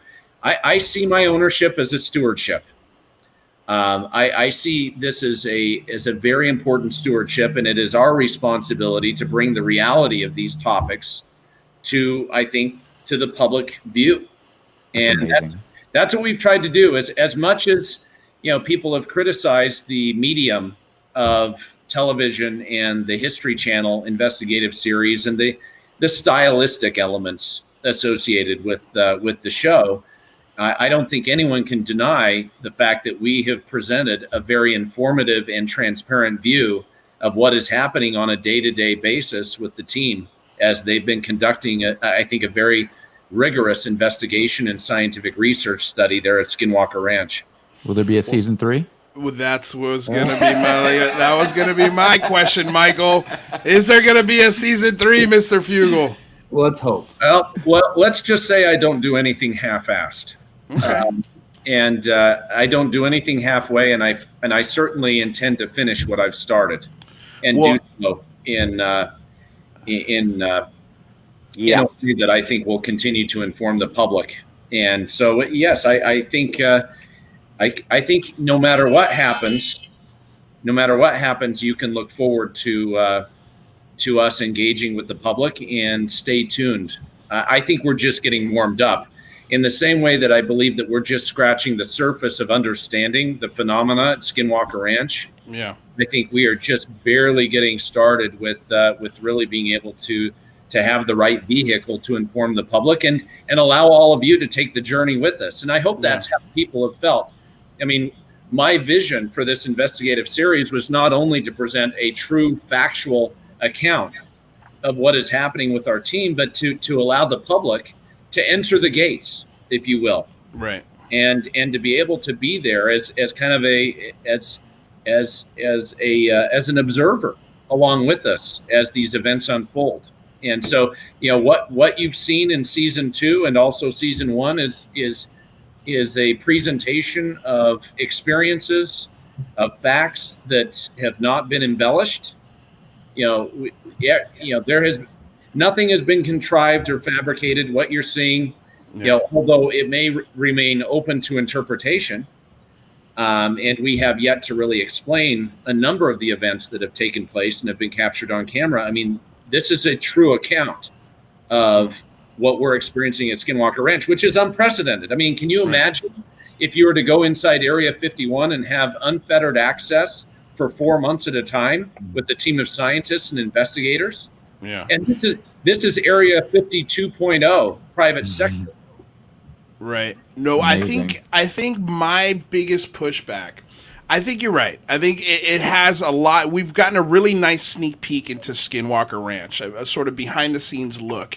And look, I'll be the first to tell you, I've had my critiques about the show. I think there are a lot of things that can be done differently that back the science that you guys are doing and showing the work.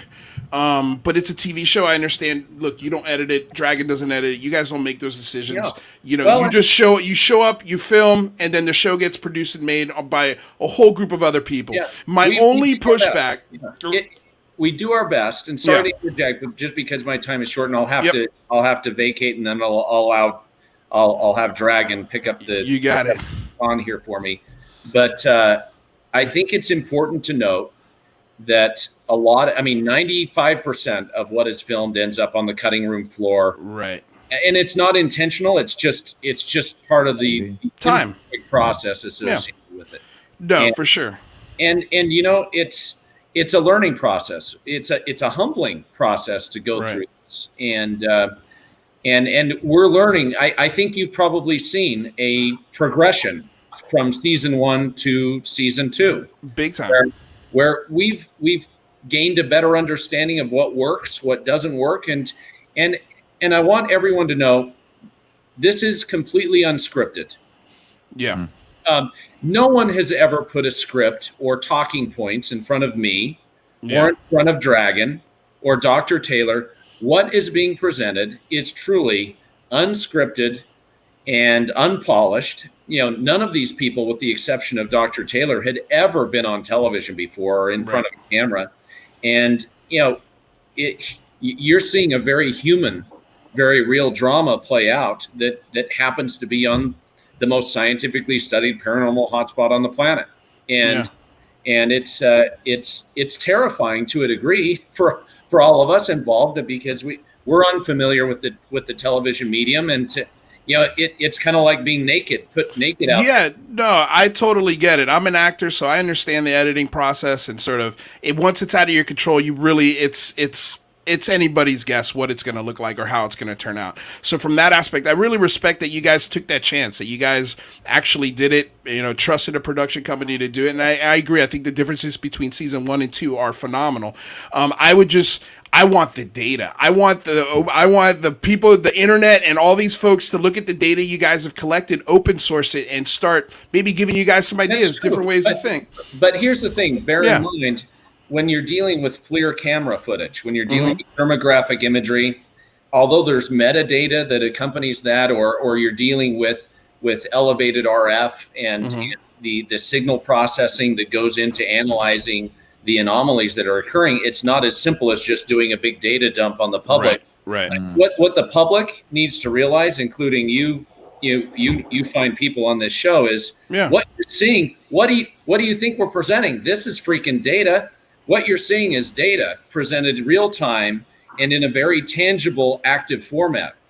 Being able to package it into a peer-reviewed format that, frankly, is cohesive, that meets certain standards and certain criteria.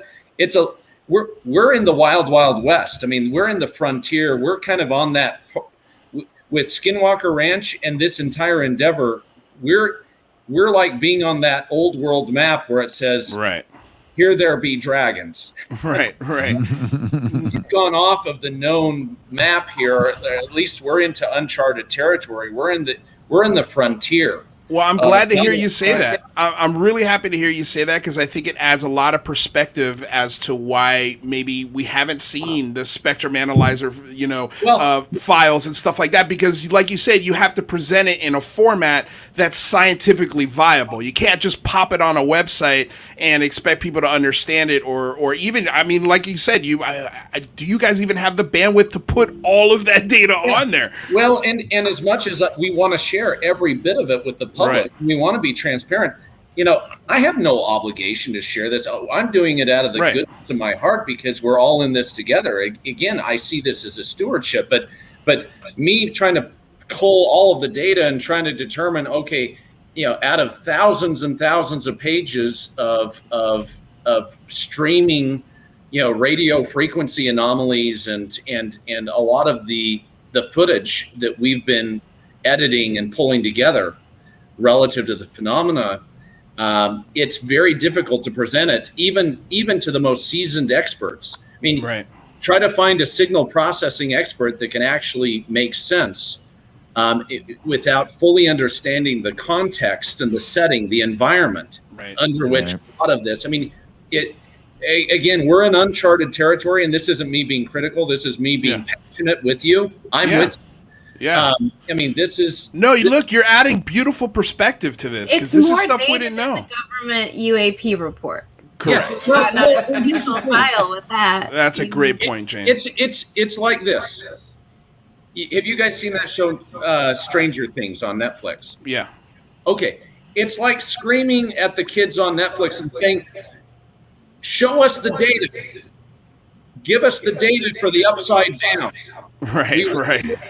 We want a thorough, comprehensive, peer-reviewed study relative to the upside down. Can you provide all of that data through a portal?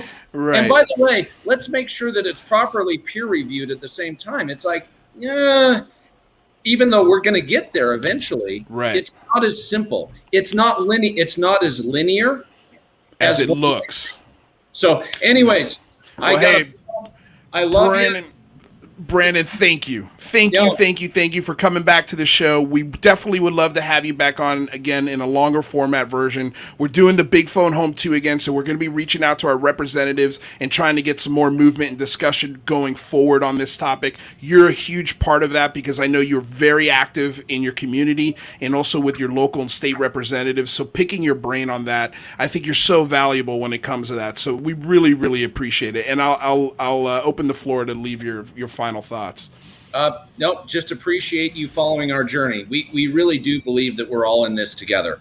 Right on. This is part of a collaborative process, and I have to give huge thanks to our viewers, to those who are enthusiastic about what we're doing, that have been following our journey, our adventure. Again, I think we're just getting warmed up, and we're with you. Believe it or not, we're there with you trying to figure this out and to bring this forward. Brandon, I have to believe it because you're here having the discussion. You are here with us. You're literally here with us. So, man, I cannot appreciate it enough. Again, I cannot wait to talk to you again, and hopefully we could get more questions from Jazz and Jane in there.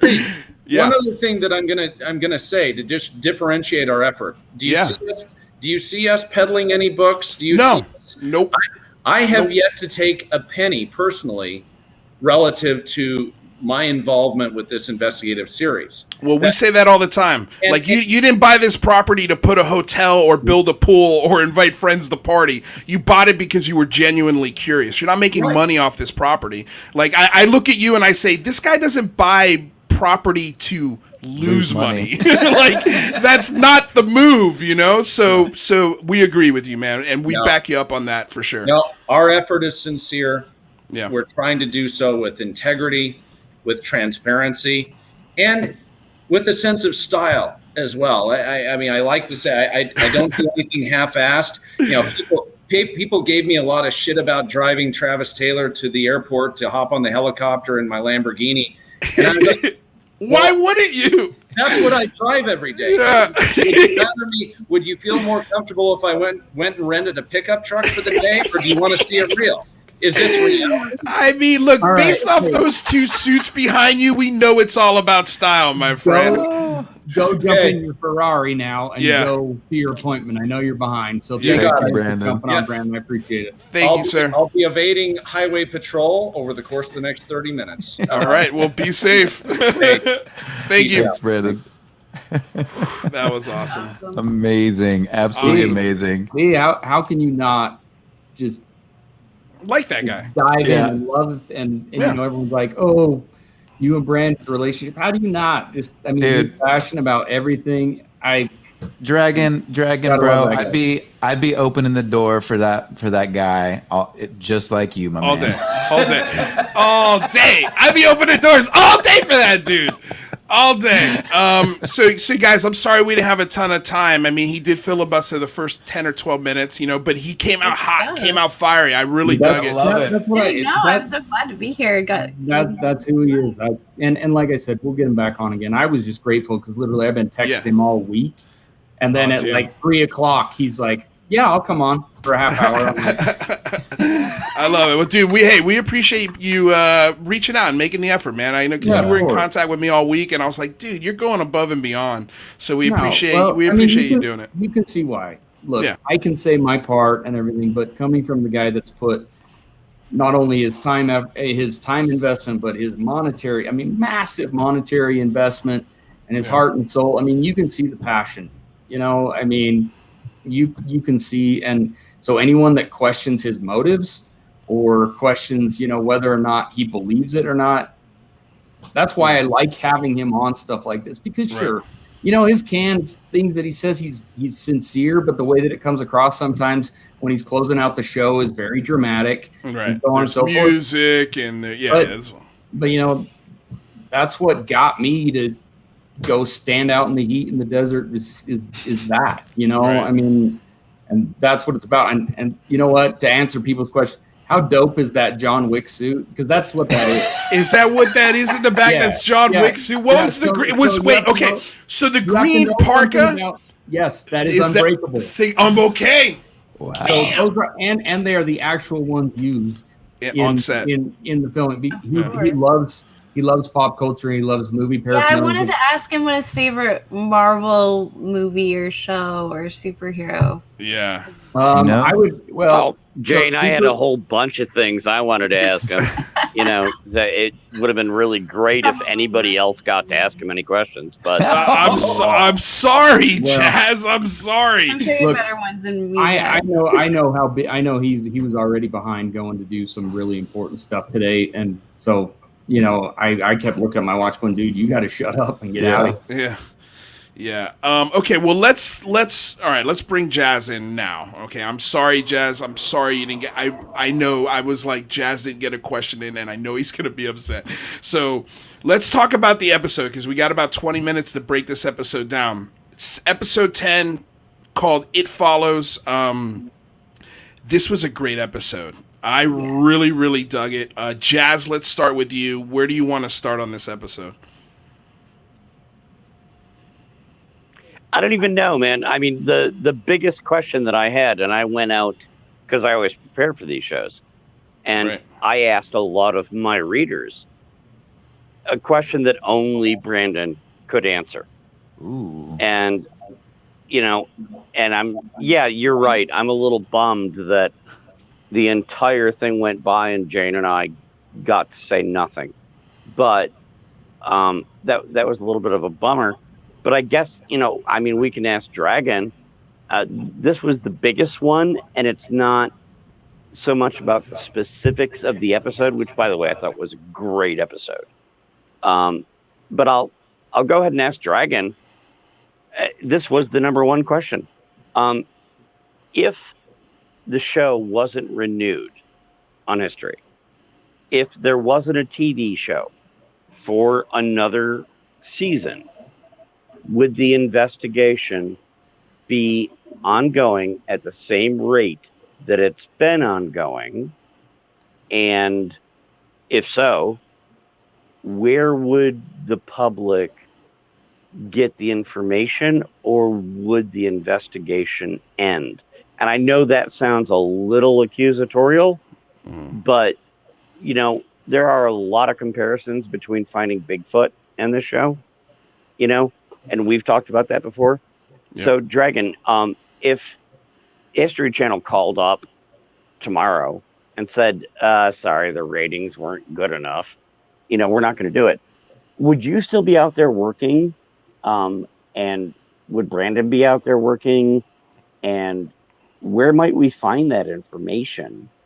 Or would it just end? So that's a good question. First off, the investigation is ongoing all the time. Yes, the TV cameras are there, and Travis Taylor is out there, for a finite period of time, because that is the nature of what they've done for the production. But make no mistake, I mean, we're still monitoring, we're still recording, we're still investigating, we're still deploying, a lot of resources for the investigation. And I don't see that stopping unless something was to happen to Brandon, or to where, it went to someone else's hands. Brandon has zero interest in ever giving up the property. And now he takes it very personally, given his experience there and some of the things that have happened. He's hell-bent on figuring out. And as you heard him say, he doesn't do anything half-assed. So as far as that goes, yes, the investigation continues. Now, I will say that, having the network and them infusing a little bit of budget into some of the, being able to bring in some of the different experts and things like that. Yeah, I mean, absolutely, it helps. It helps with some of that.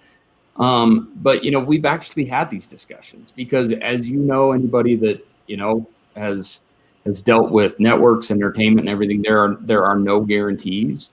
But to a man, we all take it very personally now, and whether it be on a television show, whether it be on a YouTube channel, whether it be on just releasing things on the web, it will, and it has, and it does continue all the time around the clock.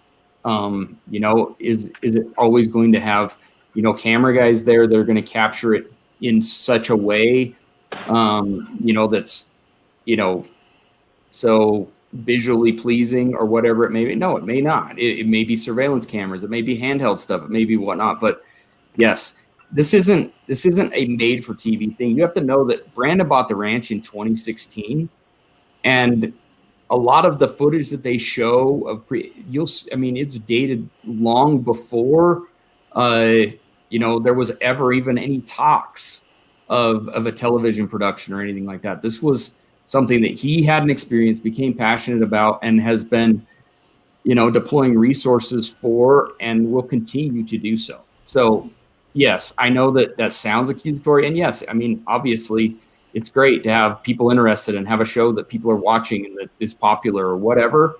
But regardless of what happens with history or with Prometheus Entertainment or whatever, the efforts are going to continue, and we're going to document it, and we're going to share that. That's what Brandon has said he's going to do, and he will continue to do. If you need help launching a YouTube channel, where to find us. You know where to come. Right. You know where to come. Jane, what were you thinking about this episode? What were some of the things that stuck out to you? What were your favorite parts? I thought this episode was fantastic.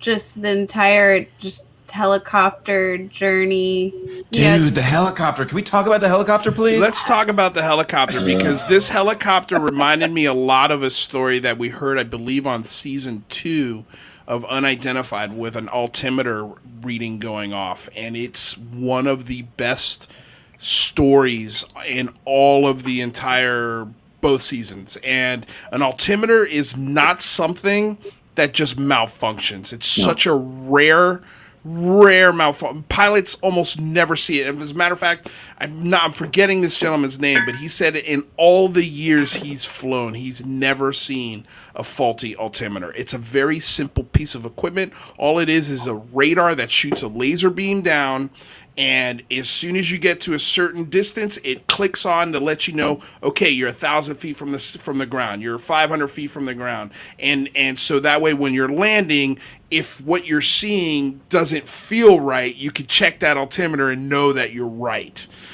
So for something to set that off means something has to be hitting that laser that's pointing down. So that to me was the coolest part. But what do you guys think? Jane, I'll go to you first.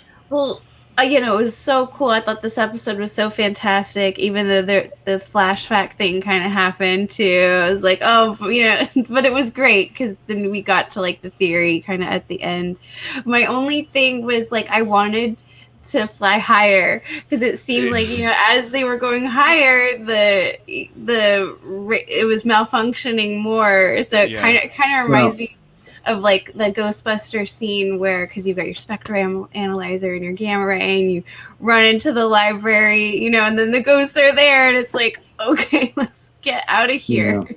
So this is dangerous. I can speak to that just a little bit. So Cameron was already extremely hesitant to even participate in this. I mean, it took Brandon's prodding quite a bit in order to get him to do it. I mean, I think even in the very first episode, when he was flying Travis out and he explained the landscape and talked about how he was hesitant to even fly over areas of the mesa because of things that we'd recorded, beams of light coming up, and things of that nature. So this was not his first idea. And honestly, We had other ideas about getting to that level that didn't include a mechanical instrument that can be affected by, electromagnetic things and stuff like that. It didn't work out. But the fact of the matter is, Cameron, he's one of the few pilots that's certified to fly a helicopter at night under night vision, everything. He relies on his equipment and is meticulous with everything. That guy goes through like with a fine-tooth comb. That's what he does, is people's safety. He goes and he does search and rescue volunteer when they need a helicopter, things like that. Okay. Yeah. So that said, I was on his radio system. He had like his sat phone type deal that only connected with that. And honestly, that only started happening when they got close to that. And he tried to maneuver away. He's saying, we're trying to maneuver. We're trying to get away. We're going into a headwind. We're cruising at X amount of knots, things like that. And that thing was still tracking with him. And he got to the point where, that detector kept going off and off and off to where, he felt like it was dangerous. And so, he had both his life and Eric and Travis's lives in his hands, and he wasn't going to risk it. And so, yes, it looked like, we almost got there, so it's a tease that we're actually going to get there. That had nothing to do with it.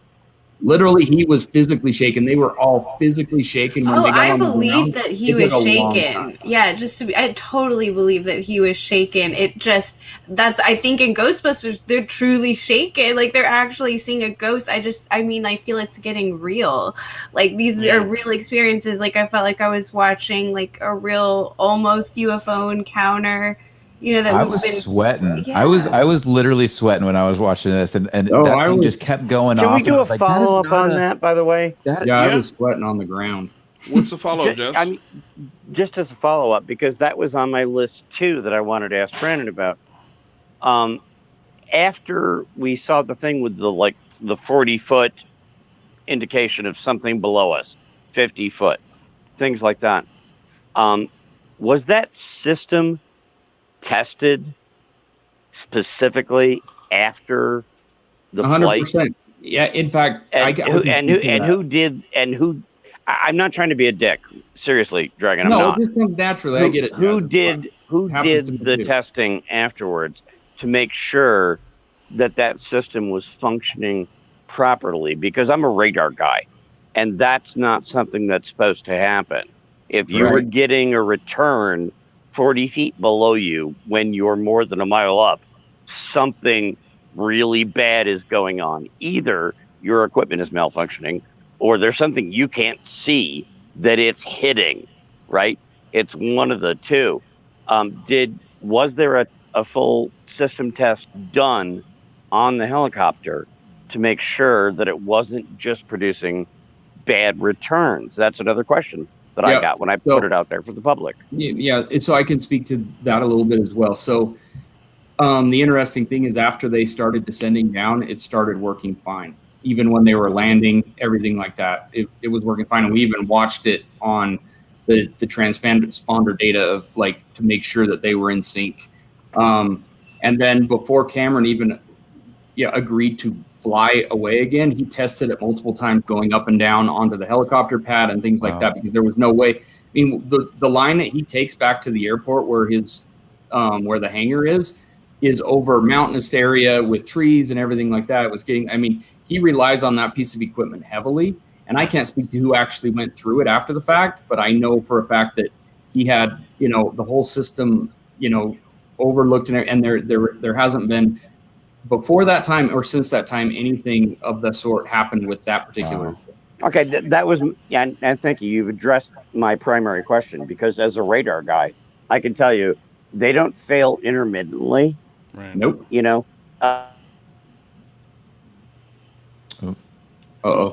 Jazz? We lost you a little bit there, Jazz. But if you were just up there. Oh, hello, Jazz? Oh, no, and he has the good radar expertise. Yeah. No. Okay, well, let's see if we get him back. Did I lose you? Yeah, we lost your audio there a little bit, Jazz. Sorry, what was your thought there? No, I was just saying, as a radar guy, those things don't generally fail intermittently. That's all I was saying. And that's a good point. If you were getting hits from 50 feet and then it tested out fine afterwards, there was probably something invisible below you, which is scary as hell. Yeah. You know? Very. But Yeah. I would want to know if whoever made the system went and tested it, you know, and said, it's working. You know what? I'm close friends with Cameron. I'm happy to find that as follow-up information too. I mean, I know Cameron and how he is with his equipment. It's like you walk in that hangar and I feel like I could lick the floor. It's so clean. Well, you saw the hangar in the background when you guys were talking to Brandon and him sort of pitching the idea. Was in space. Yeah, it looked like the helicopter sits on a movable pad. Everything in the hangar was white. Oh, it like is. It looks like a sterile room. So Brandon's other brother, Matt, who you've seen just briefly on there, that's literally all he does is maintain, clean, make sure everything. I mean, because look, they also charter, you know, they can't have things malfunction or be dangerous for the people that hire him. Yeah, Brandon, you know, is the owner of the helicopter, but in partnership with being able to, you know, like when he's not using it, you might as well do something with it. But in fact, this is the logo to the aerodynamic jets. It's, you know, I like I said, I spend a lot of time with those guys. So, you know, I don't want to go too far in the weeds. I know that you guys are running short on time. I'm okay for a bit if you need to extend a little bit. But, you know, with that said, I can certainly find out that information. But, it was crazy. And it literally got to within, I think, 38 feet was the closest below the helicopter, which... Yeah, that's close. That's close. It's pretty crazy. Rather, did you have any thoughts on the happenings within the episode? I thought it was a great episode. The helicopter stuff was really cool. I was wondering if Brandon, if he takes a helicopter, if he's ever goes towards 5K at that triangle spot. Seems like that'd be a scary helicopter ride in. Like honestly, with the helicopter, you don't generally have to fly that high. That's the beauty. It's so cool to fly. I've flown out to the ranch a couple times on it. And it's spectacular. You know, you're going over mountain ranges, you're seeing all sorts of wildlife and everything. It's amazing. You know, you're not generally going that high in elevation unless you actually have to. So I'd say he probably hasn't. I mean, we've flown around that area over the Bottle Hollow Reservoir that's close by there, everything a bunch of times, and never, like not even close has anything like that remotely happened. Yeah. Okay, so we are running short on time. So what I'm going to do is I'm going to go over a couple of the key things that I really loved and then have you guys quickly comment on them quickly. And then we're going to go to our scores and give the final score for this. I'm sorry. Don't sweat it. Don't sweat it.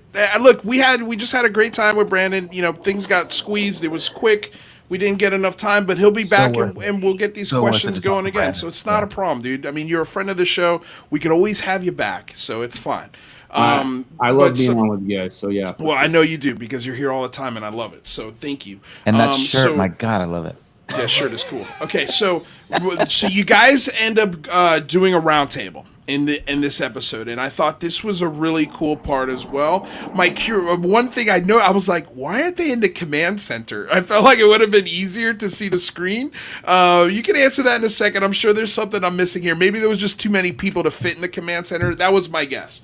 But I just found it funny. The thing that I found beautiful was the 13 objects that Eric Bard caught on camera and then superimposed all of these images onto the sky so you could see where these objects all came up throughout the rocket testing.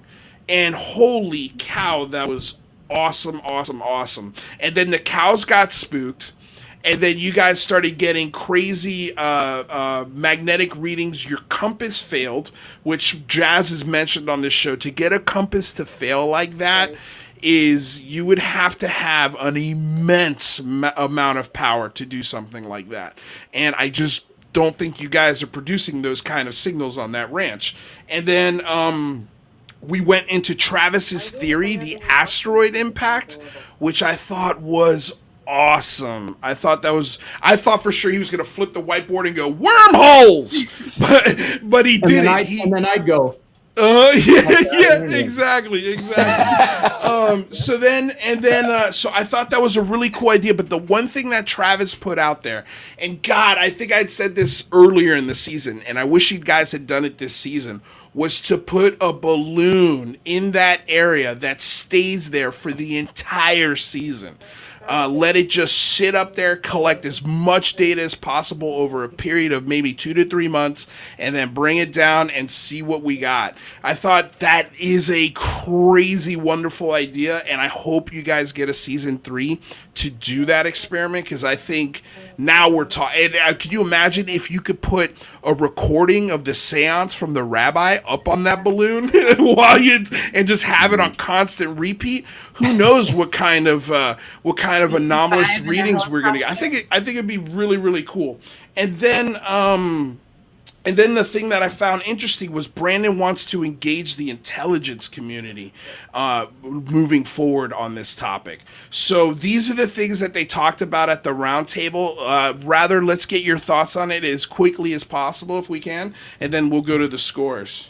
Yeah, no, I thought it was all really interesting. I do want to quick mention Zofa had a really interesting theory that could all these orbs be an alien security system for a buried ship or base, like from the Book of Enoch, where watchers of the buried, their minds will separate from their bodies, and men will call them evil spirits. I think there's a lot. Was that the $20 super chat, rather? Yeah. Okay, great. I just want to make sure we got that to that question. So yeah. So I think there could be really weird stuff going on, and we haven't even scratched the surface. Yeah, it's cool. Michael, what'd you think of those things at the roundtable? I just wanted to say that the whole episode for me was fantastic. And I literally had to apologize at the beginning of this show because I was worried that people were going to think I was just kissing your ass, Dragon. But this was like literally one of the best episodes I've seen. And so, just looking at the image he had of all of the UAP that they had seen, to me was just incredibly compelling. And it was multiple angles too. They caught it at, which was, I think, so important that you establish that there are multiple angles from these security camera systems. So that's huge. And then the other piece for me was the helicopter. I mean, the fact that piece of equipment was giving these signals was just extraordinary. And I really felt the same way as Cameron. My wife and I have agreed we're never getting in a helicopter. Like we've said that to each other, like never, ever, ever getting in a helicopter. This guy's, thousands of feet in the air. He's got this incredibly bizarre reading going on below him. And this type of equipment just doesn't, intermittently fail like that, as Jazz pointed out. I mean, this was fascinating to me. And I really wonder, what, if we're able to keep investigating and pushing the envelope here, what we'll be able to uncover. So I love the fact that Brandon showed up and really spoke to that. To me, that was very compelling, because I think it's so important that this is about his stewardship and being able to bring this mystery to light, as opposed to just hawking books and stuff. So I really appreciated that. Jazz, thoughts on the roundtable discussions? The roundtable discussions were great. There was a lot of good stuff in this episode. You know me, I like the UAP stuff. There was a lot of good stuff there. I think as far as the science goes, there were questions. Like one of the ones that immediately jumped to mind was in the preview for if there's going to be another season, they talked about, we're going to have a satellite that can see 2 kilometers underground. As soon as I see that, I'm like, what? Because that doesn't exist. Okay, that's not a thing. But at the same time, they were tracking a lot of really weird stuff. And I got to ask the question, and Dragon answered it. It's like, how do you get a ping off something that's invisible, right? So I thought the science was really interesting on this episode, and let's just jump ahead to the scores. Yeah. I really think that the finale, in terms of the science, had some weak spots that left me with like, wow, I'd like to know more about this. But aside from that, it had a lot of great stuff. And I would give it at least an 8 on science. As far as entertainment, I'm going to say the finale was one of the best of the season. I would give it a 9. Because it was really engaging and entertaining. But holy cow, I would love to have both Dragon and Brandon come and sit down with us for like 5 hours sometime and go, dude, what was happening here at this moment and this moment and this moment? And I realize we can't demand their time like that, but I think a lot of the fans of the show, they really are interested in the science and they're interested in the things that happen. And I hope there is time maybe between seasons, where we could sit there and discuss all those, details and go, what was going on behind the scenes, and, who was in charge of this and this and this. But no, I thought it was handled really well. And I really enjoyed the finale. Awesome. Jane. Yeah, this is my favorite episode. They definitely Travis and Brandon and Dragon having all of them, a lot in this episode I really liked. And the UAPs were definitely stimulated, as Travis likes to say. I loved I call them earthquake lights. I'm just going to call them earthquake lights, volcano lights, whatever the collection of disappearing, reappearing orbs. I think that it has I love that we're getting to this type of phenomenon and talking about like the asteroid impact and like ancient aliens theory. Yeah, so it was great. And the helicopter sequence, it just reminds me of being in upstate New York on a boat with my uncle and we were losing depth. And I remember how scary it was. And I just can only imagine being up there, in the sky in a helicopter. Yeah. Geez, so Jane, where in upstate New York were you?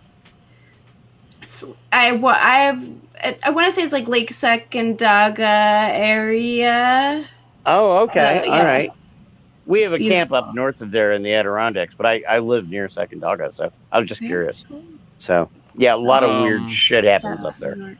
So, Jane, score? Yeah, so I'm going to say 10 for entertainment, which is my highest score for sure. Yeah. And then, I had no gripes about any of the science. I loved it, so I'll say 9 for science. I think that's the highest for sure. For sure. Yeah. Okay.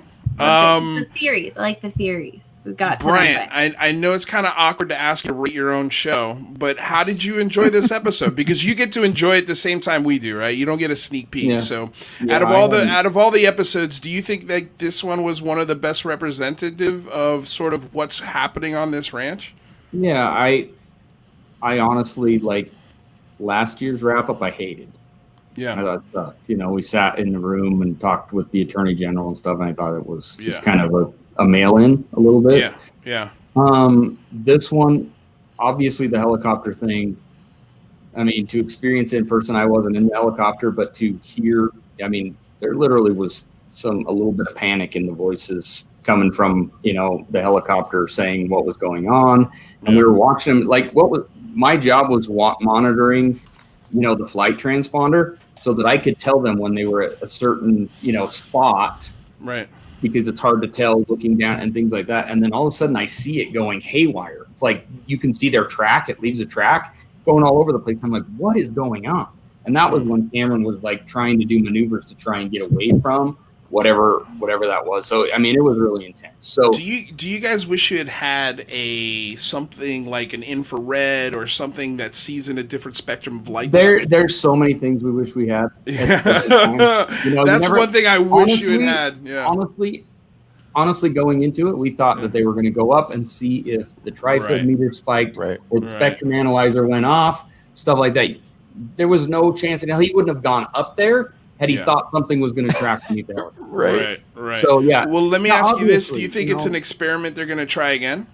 I would say that site will be revisited in multiple ways. I don't know if it's going to be with a helicopter, just because that was so unnerving. Scary, but something a little bit safer that doesn't have so much electronic equipment that can be messed with. Okay. So I would say definitely that'll be revisited again.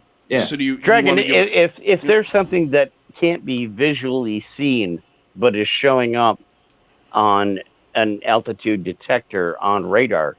Have you guys considered looking at some of the technology people are putting out that are trying to do UAP research to see if something that has, I'm not trying to sound crazy, cloaking abilities, but it might be picked up on infrared, on different wavelengths.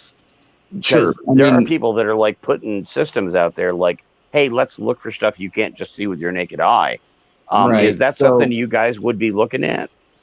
Yeah, I mean, we're kind of tracking breadcrumbs a little bit. So, it's hard to predict exactly what it is that, I mean, going forward, that it's a learning process. You'll notice that some of the tech that we had this season and this year is different and better and upgraded from the previous because, we're kind of learning as we're going. We really had no narrative to go off of. When Brandon talked about Bob Bigelow, yes, he was willing to sell him, but he didn't give him any information.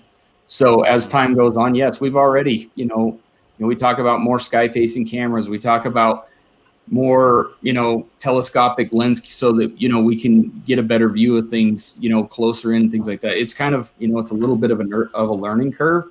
And so, as time goes on, 100%, Eric is constantly looking to upgrade the scientific equipment there. And so,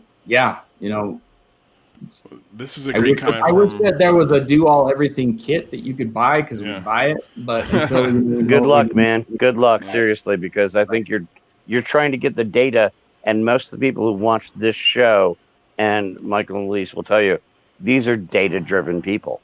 They want to see the data. They don't want to just hear rumors and stories and things. And we want to provide that too, because you guys you're doing a lot of that. So thank you for that. Yeah, sure.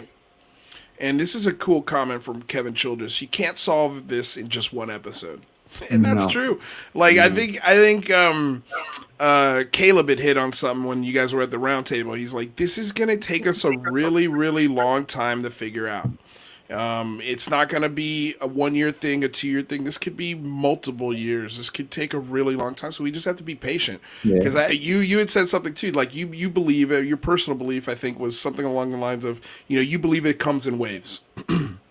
And so we got to make sure that we're ready for those waves when they come. But yeah, dude, I thought this episode was killer. Did you have any, did you want to give a score, Dragon, for the last episode? Yeah, I mean, look, I'm proud of what we've done all season long. I am. I mean, obviously I've expressed to you guys, there's disappointments when you think there are things that you think are cool that, or interesting that maybe don't make it on camera, or from the scientific side of things, that there's not enough backstory to it that explains it. I guess that's the nature of a 42-minute television program. Yeah. But no, I'm damn proud of what we've done. There's things I would change. There's things that, I would maybe highlight differently. But I'm proud of the finale. I liked it. I liked how things happened, and so. Yeah, I mean, I'm not going to give it necessarily a score but yeah, I'm proud of what we've done, and I'm proud of the guys that I work with. I'm proud of the ownership. I'm proud of Brandon. I'm proud to call him first off my friend because he's a great person, and also that he's the one that's leading this effort up. So yeah, I'm pleased. We'll see what sounds like tens. Sounds like 2 10s. Yeah, sure. By the way, the comment that my wife had that had nothing to do with scoring, but had to do with Dragon, was that the editors really seem to love. Oh yeah. I'm trying to get this correct. They love getting shots of Dragon when he's not saying anything, but he's standing there with the wraparound sunglasses and the gnarly short beard, and staring off into the distance. Like, I just want to get this right. He's looking at the future. And Dragon gets a lot of those shots. So he does. Good that's for the you, exact man. shot I have for this thumbnail of this episode. Well, there's a little thing.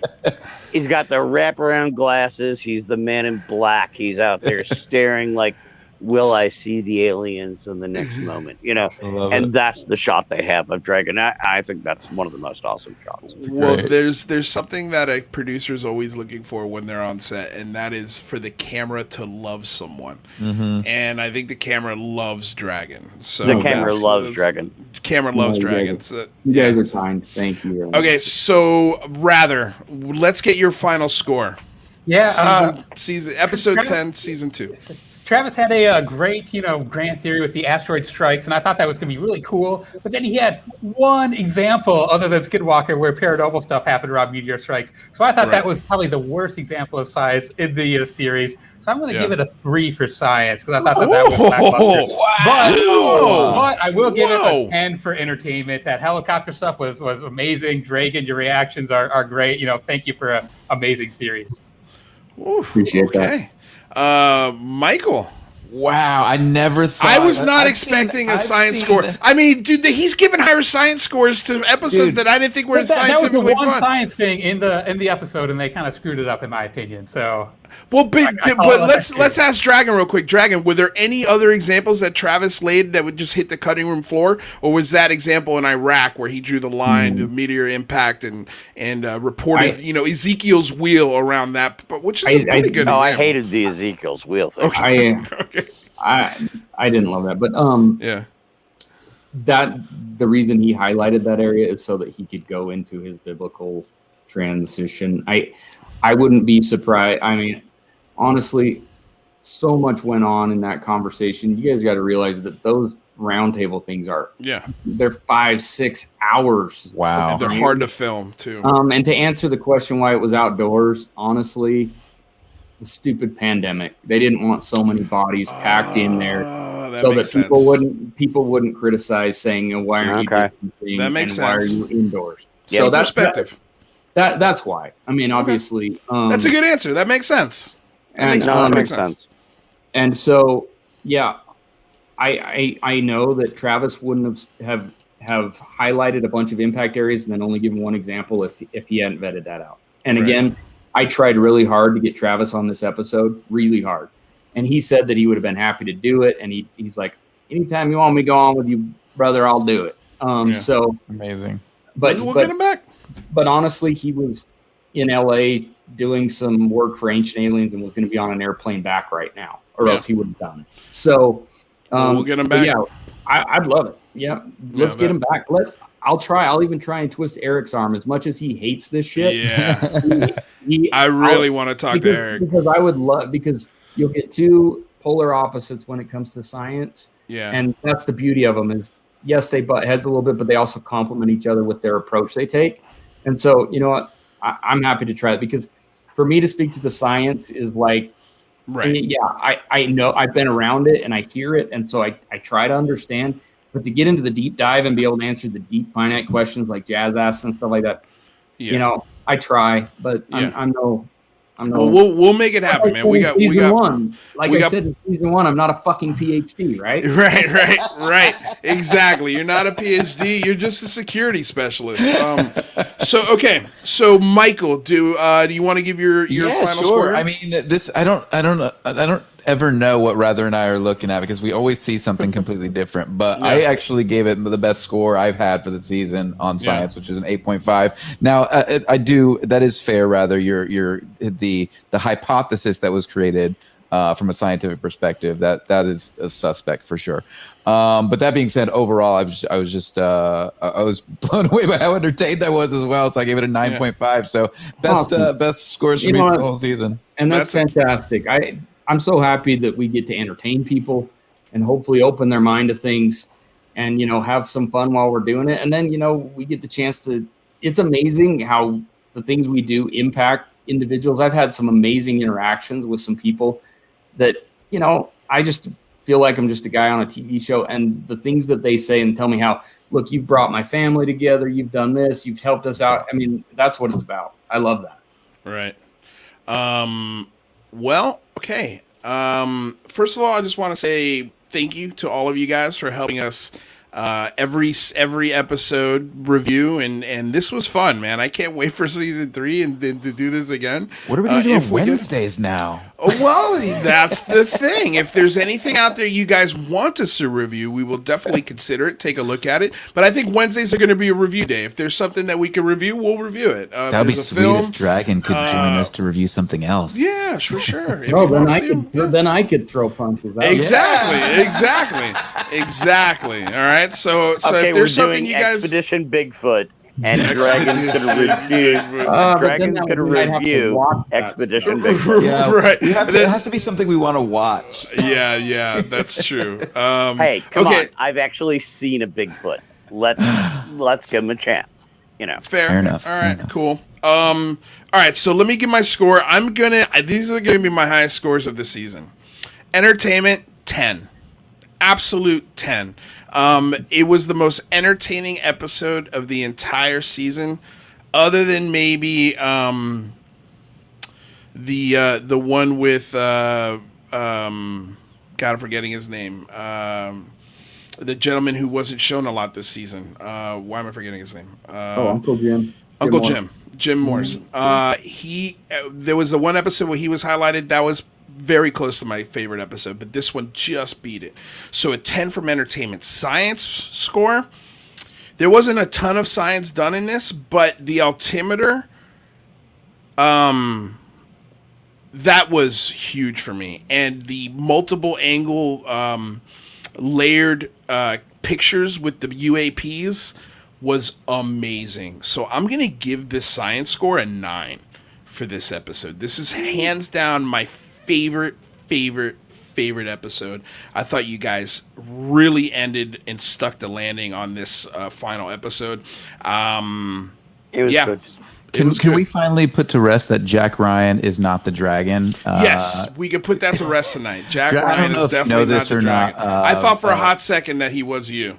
So this gentleman Jack Ryan in the chat, there was significant conspiracy that this was you, but now it looks like it's definitely a different person. Nope. Hands away from keyboard. Hands away from keyboard. Rather, what's the chat clamoring for here? Updates on Jazz's jet stories? From the beginning of the show. Yeah, what's happening? So what's going on with the jet, Jazz? Any new updates other than the power's still out? Oh no, the power came back on about an hour ago. Okay. So we don't know. I've already got feelers out with the local media, so we're gonna try to find out. But yeah, a jet went over and left a huge plume over our house when it was still light out earlier, and the power was out for hours, and everything was shut out across the entire county. And there's nothing on the news about it. Nothing whatsoever. And a wide area lost all the power. And we had a fighter jet that was, from my impression, probably an F-16 that came and just like zoomed over our area and left this huge plume of black smoke behind it.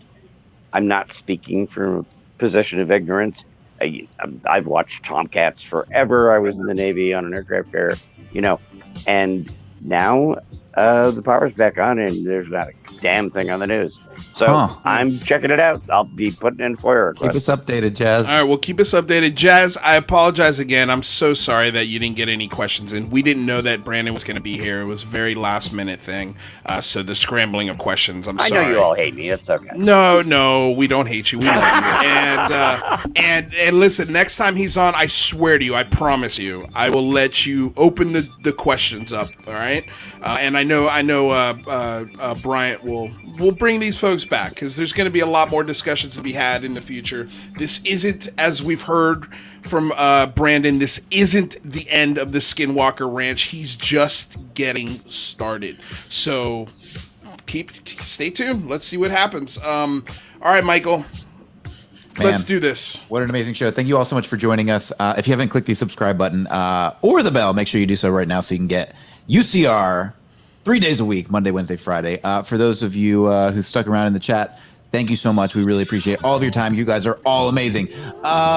Rather Be Squidding, thank you so much for your incredible opening of the show every single week. If you are a fan of science, technology, and really interesting breaking topics, make sure you follow Rather Be Squidding. Go check his YouTube channel out.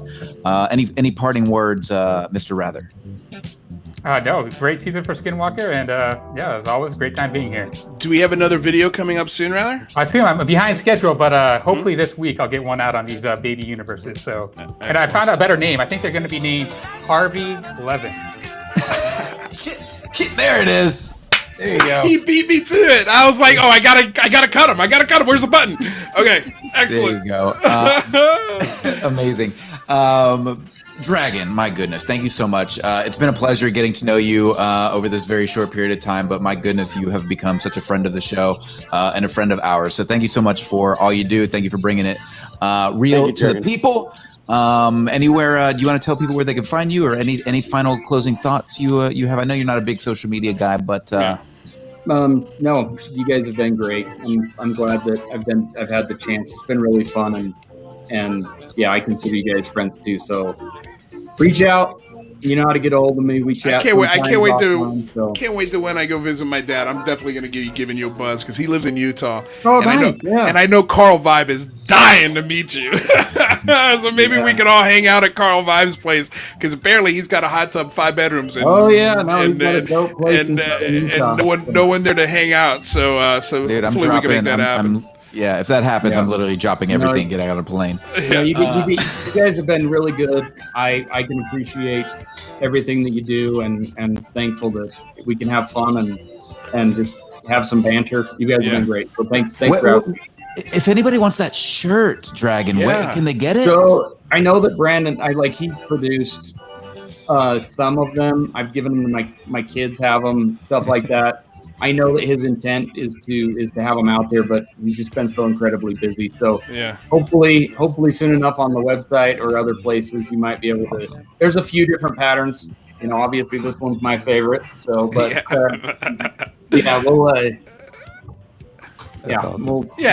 work that out for sure. Sweet. All right, my friend. Thank you. Like, we'll talk offline. Maybe you guys can get some pre-production ones or something. Anyway. I'll trade you. Let's end the show. I'll trade you for some UCR gear. How's that? Deal. Fair. Absolutely. All right. Well, thank you so much, Bryant. We'll see you soon. You guys. All right. Take care. Ciao. Thanks. Did we lose Jazz? We lost Jazz. Yeah, we must have. All right. Well, for those of you who aren't following Jazz, make sure you do so on Twitter. He's always good for some amazing writing and great story. Thank you so much, UFO Jane, for being here with us today. We really appreciate your perspective. We appreciate your mind on this topic. For those of you who aren't following Jane's YouTube channel, stop being crazy. Just get it done. Go over there. That Weird UFO Show. The link is in the description. Up there, a one-on-one interview if people want to. Oh yes, you got a one-on-one interview with Dragon from last week. It came out like a week or so ago. But if people want to keep the Skinwalker Ranch, vibes going, because I'm so bummed the show's over and it's been so fun to talk about it. But I'm excited to see what we'll review next, though. Yeah. Here's what I do have some we could review next. For everyone, and that is the Roswell Final Verdict. There's 3 episodes. You're in it, and we have Jason McClellan who's going to visit us on the 21st, so next Wednesday. Okay. So come back and we'll talk about it with McClellan, and let's break it down. I'm going to try. I'm doing that annoying traveling thing again next week, and then on Wednesday. Chilled out after next week. Yeah, we'll talk, but of course I want to make it. Yeah, well, let's see if we can make it happen. Worst case, maybe, like I said, we could do an audio thing or whatever. But we'll figure out. If we can't, we'll bring you back next week and we'll talk all about the show, because I've watched the first episode and I gotta say, it was fun. Yeah, I mean, it wasn't bad. Like it's got the stylish stuff. I haven't seen you yet, though. You weren't in the first episode, right? Yeah. I think I'm just in the second episode. Yeah. Okay. I can't wait. I'm so excited. I can't wait. All right, Jane. Well, before you go, please tell everyone where they can find your stuff and what you got coming up next. Yeah. Well, thanks, guys, always for having me on. UFO Jane, you search everywhere, and I should come up. and I've got a new website, weirdufos.com, where I'm trying to put kind of all, because I have all these random things going on, trying to kind of put it all in one place. So that's a good place to get in contact with me. Sweet. Awesome, Jane. Well, we'll see you hopefully next week, if not definitely the week after. Yes, hopefully. Thank you, my lady. Amazing. Thank you, Jane. Ciao. What a killer show. Yeah. Dude, we just had a billionaire on the show. A billionaire. You know, billionaires come, billionaires go. You know, dragons come, dragons go. We love them. We love them all. We love them all. You guys, I'm exhausted, but thank you so damn much for tuning into the show. Thank you for sharing. Thank you for liking. Thank you for subscribing. Thank you for joining the Patreons. 44 Patreons last I checked. You guys, I know I keep saying this, but our graphic designer guy has just been insanely busy. We're going to get a way to thank all of you Patreons on the show every episode. So if you haven't checked out the Patreon, definitely check it out. It's a great way to support the show. Again, I say this all the time. We are a public access channel. You know, we are supported by viewers like you, so please, whatever you can, if you can, awesome. If you can't, don't sweat it. You're not missing anything. There's no special shows because of the Patreon. Everyone gets the same show. Everyone gets the same product. If you want to support us, it's because you love the show, you love what we're doing, and you want a 5 days a week discussion on this topic. And I think it's time that we have that. So support it. We appreciate all of that. Thank you to the sponsor, BlueMarlinChronicles.com, purveyors of the world's finest fishing tackle. Thank you to DOS Tapes. They provide all the tunes you hear on the show. Don't forget to check out the Singularity Lab tomorrow, because tomorrow we've got a surprise guest. Should we name it? Yes, John Greenwald is going to be joining us from the Black Vault. If That's you gonna are be not excellent. subscribed to the Singularity Lab, in the description, all you got to do is click on the Singularity Lab link and subscribe on YouTube so you can get our shows 5 days a week. And Greenwald has been dropping some stuff here the last couple of days, so I can't wait to talk to him about it. Yep. That's going to be fun. I thought for some reason it was Stephen Greenstreet. Okay, Greenwald. great. Well, because I was going to say if it was Stephen Greenstreet, woo, he's been on fire, dude. The dude has been on fire, absolute fire on Twitter.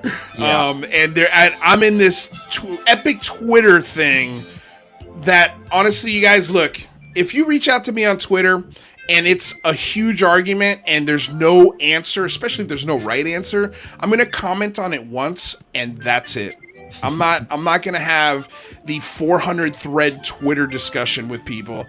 It never goes anywhere. That's why we have a show. Right. That's why we have a show. So I don't have to communicate with you guys and argue with you guys through Twitter. It's so ridiculous because I know if I get UFO Joe and I get Stephen Greenstreet and me in the same room, there's going to be a lot more commonalities that we find than we've been finding on Twitter. It's just shit's getting lost in translation, and I'm not going to take part in it. I'm not going to take part in it. That's why we got the show, to bring people together to talk about it. We'll engage you right here. We'll engage you right here. I get sucked in. I get sucked in more than you do, though. I know that. I don't have the time. Honestly, I don't have the time. And then past that, I don't have the interest. Because no matter what you say on Twitter, I've never convinced the other person that I'm arguing with to see it from my point of view. Never once. No matter how right or how wrong I am. Never. So yeah. So anyway, you guys, thank you for everything you do. Thank you for all the love you send our way. We can't thank you enough, honestly. Is there anything else we need to add, Michael? We've got Lou Elizondo tomorrow. I got to look at an email. Maybe tomorrow. I'll definitely give you a final word on that. I know Lou's been going to the doctors lately. That's not something private. He said that on Fade to Black. He is going through some medical issues. So the fact that the guy's even trying to be on the show is incredible. But we're going to have him on the show tomorrow, as far as I know, somewhere between 1 and 3 o'clock Pacific Standard Time. We will nail down the time well, you know what? Screw it. Let me read the email now. Let's see what's up. Because, we're here. I certainly let you know sooner. Okay, so it looks like tomorrow, 3 o'clock. All right. So it looks like we're still on tomorrow, 3 o'clock. Lou Elizondo. We're gonna go for an hour, lead into Michael's show. I might be late for your show, Michael. FYI. All good. But it's gonna be Lou Elizondo, his father, my dad, and me. We're gonna be talking about Miami, Cuba. And we're going to leave the last bit of it for UAP discussion, but the point of this discussion is to get the humanity, the human side of Lou Elizondo. We ask so much of this guy, and we throw so many accusations at this guy. I think it's time that people see who this man is, not just from his perspective, but from the person who raised him. So I think that's going to be a lot of fun. It's going to be a very beautiful, wonderful insight. So ring the bell, subscribe to the channel, share the channel, so you don't miss a second of what we're doing. Tomorrow we've got 2 shows, John Greenwald, Lou Elizondo and his dad, and then Friday we finish up with Terrace Matla, which is he's a curator over at the Maryland. I'm forgetting. Sorry, it's been a long week. It's been a long day. I'm so sorry if you're watching. I just screwed that thing up totally. But I believe he's a curator at the University of Maryland, the museum there. So anyway, you guys, thank you so damn much. Until next time, thank you so much for coming aboard and getting weird with us here on another episode of the Unidentified Celebrity Review. Your home for credible news, reviews, and commentary on everything UAP and UFO. My name is Luis Jimenez. That is Michael Mataluni. Until tomorrow, you guys, peace.